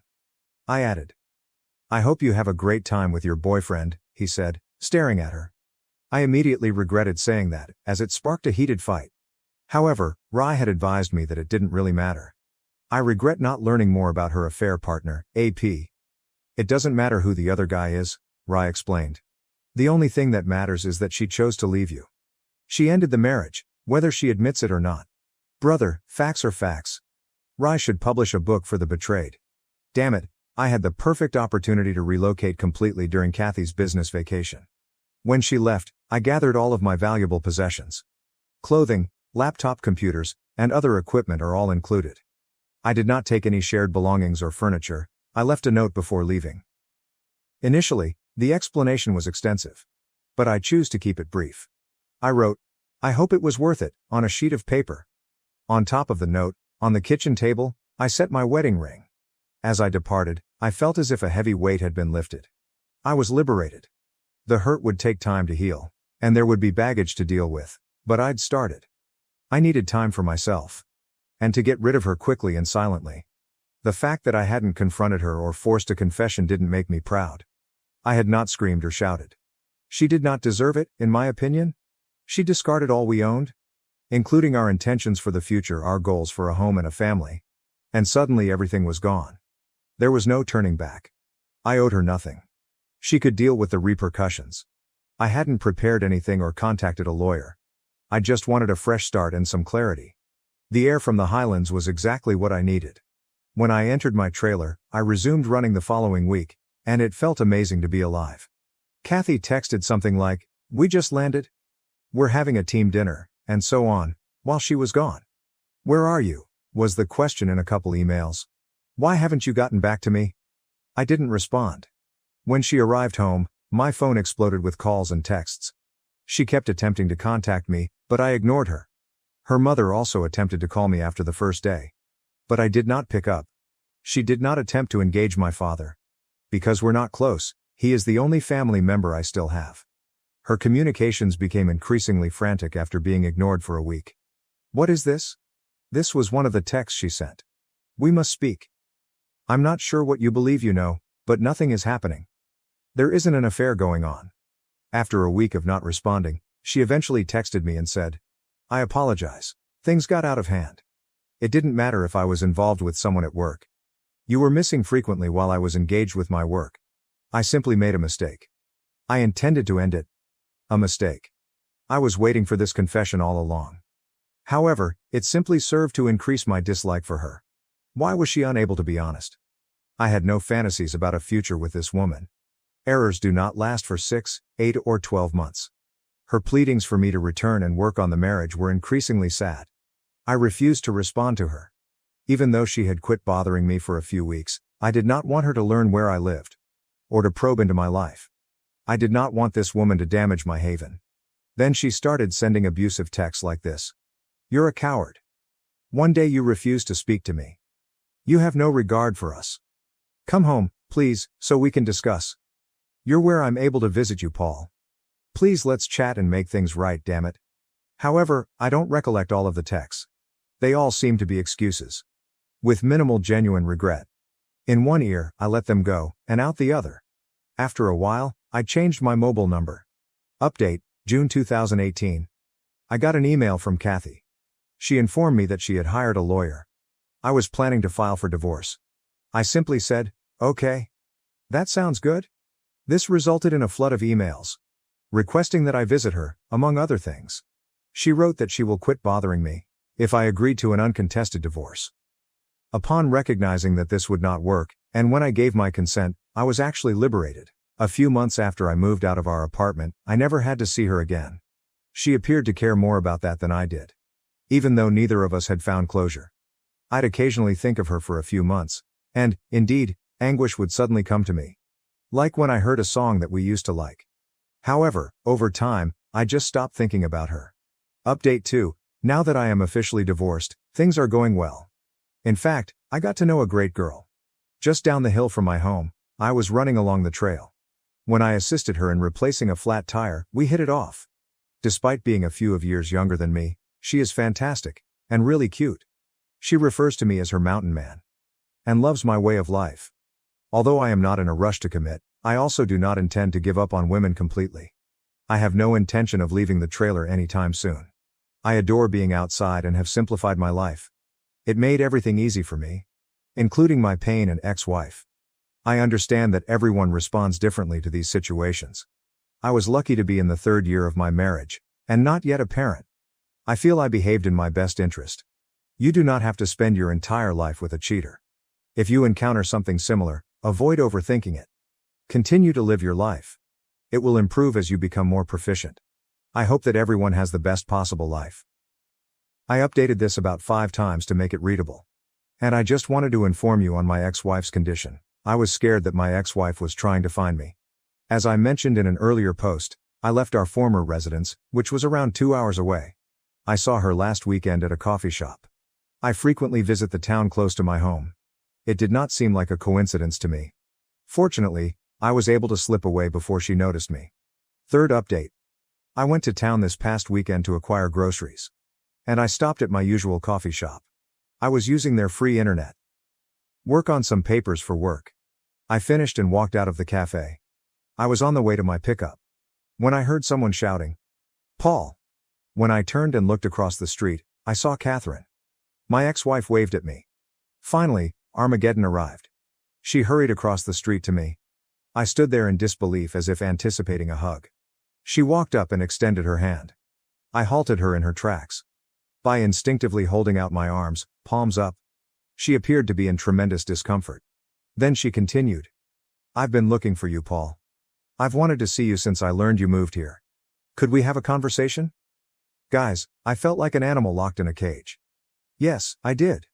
All right, let us find a table or something, and we may speak for a minute. I finally gave in. She asked if we might come to my house. I vehemently refused. By the end of the street, she brought me down to a bench outside a tiny store. She began by noting how much I had changed, and how much she adored my new look, beard and degree of fitness. She exclaimed at how much my body had transformed. Wearing a tank top and little white shorts, and her hair in a ponytail, which I used to enjoy, she was definitely working the charm. I had my radar set to high. She was plainly trying to activate the sex appeal. I needed to restrain myself so I could see where this was going. She started by claiming she was sorry for the affair. She said that after I left, karma had a significant impact on her. When her employer discovered the romance, the scene grew really tense. She eventually resigned.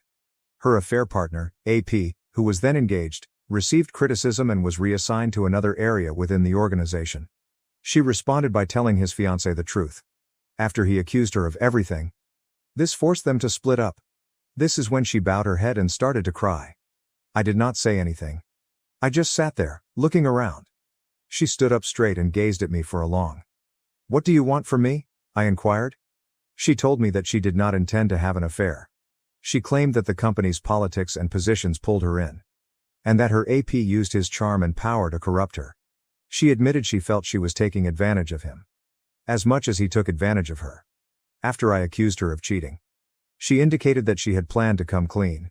She drank after work to relieve the shame she felt at the time. She detested herself. She remarked that she felt really dumb, so alone, and as if her heart had burst with grief shortly after I left.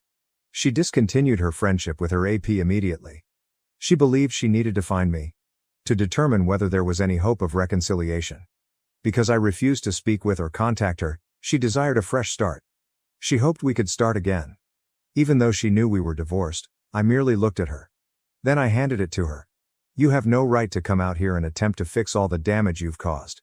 Do you think I'll forget everything you did to end our union? As I have mentioned, we're done. If you cheated, forgiveness is not an option. This relationship will not be re-established. You killed it the moment you left me. You ruined everything we owned. How foolish do you think I am? One evening, I saw you enter a hotel with him. Were you aware of that?" I realized that people were beginning to notice. That my voice had become louder. She grabbed my arm and began crying. After letting her cry on my shoulder for a time, I pushed her away. "I deserve all of this," she said, looking up at me. "I'm confident I do. If nothing else, would you let me take you out to dinner?" "I'd rather not go. I'd like to chat further. I want to ensure that we are completely upfront about everything. You should spend more time with me than you have in the past. Please, Paul, I love you very much. Even though I understand you may not want to hear it. Before you went, I had no idea how much I loved you. You broke me just as much as I broke you. I am unable to forgive myself. And I don't want to, until I die." She began sobbing uncontrollably and hyperventilating. I picked her up and hugged her. It seemed like my only choice for comforting her. I knew then that I had wrecked her heart as much as she had broken mine. Walking, we found a nice area to continue our talk. "How did you find me?" I inquired after she calmed down. "Have you engaged a private investigator?" After some thinking, she replied. "No," she said with a tiny giggle. She clarified that she had asked how things were going when she ran into Stacy a few weeks earlier. Stacy didn't say she had noticed me. Kathy pressured her to give all of the information. I had warned Stacy not to tell her, so she was reluctant. But Kathy persevered. Stacy eventually gave up. But all she knew was that I lived nearby and visited town on her days off. She started coming here to check on me. I sort of giggled when she said that, thinking, damn, Stacy can't keep her trap shut. She reddened. We eventually opted to dine at a nice little restaurant with a patio. I made sure we didn't drink anything. I wasn't going to give her an excuse to be kind to me or claim she was too drunk to drive back. We had a good talk. I then walked her to her vehicle. She insisted that she hadn't dated anybody else since my departure, and declared vehemently that I was the one person she desired. She pressed me hard to stay longer. "No, it's still way too early for me to go down that road," I told her. She pleaded with me to return, but I did not say yes. After I gave her my new email address, I said nothing more. I responded to her request for my phone number as follows. "You'll just blow it up with texts and calls." She grieved about it. But in the end, she agreed with my decision. She agreed to send me an email with details on returning to town the following weekend. Before she went, I questioned her directly. "Would you have forgiven me if I had been the one cheating?" Before getting into her automobile, she said, "Yes, in time. But only if we met with a marriage counselor and worked through the recovery process. With a lot of chatting. Perhaps even a binding agreement." She paused to reflect. "All right, maybe I could do that in 5 or 10 years, came my reply. "I'd wait if that's what it takes," she said. She then grasped both of my hands on her own, looked me in the eyes and said, "God damn it, Paul. I'll always adore you. And I'll do anything to prove it. This statement caught me completely off guard. Her statements continued to irritate me even after she left. She had uttered them so firmly. However, I was unable to see us rejoining. Although I felt better after the encounter, I couldn't see her as a friend at the moment. Maybe a friend someday. But even that was mysterious. I returned home. I enjoyed a lengthy run. Had some beer. And considered how far I had come. Could you please assure me that she would not disrupt the peace I had established for myself? I had no idea.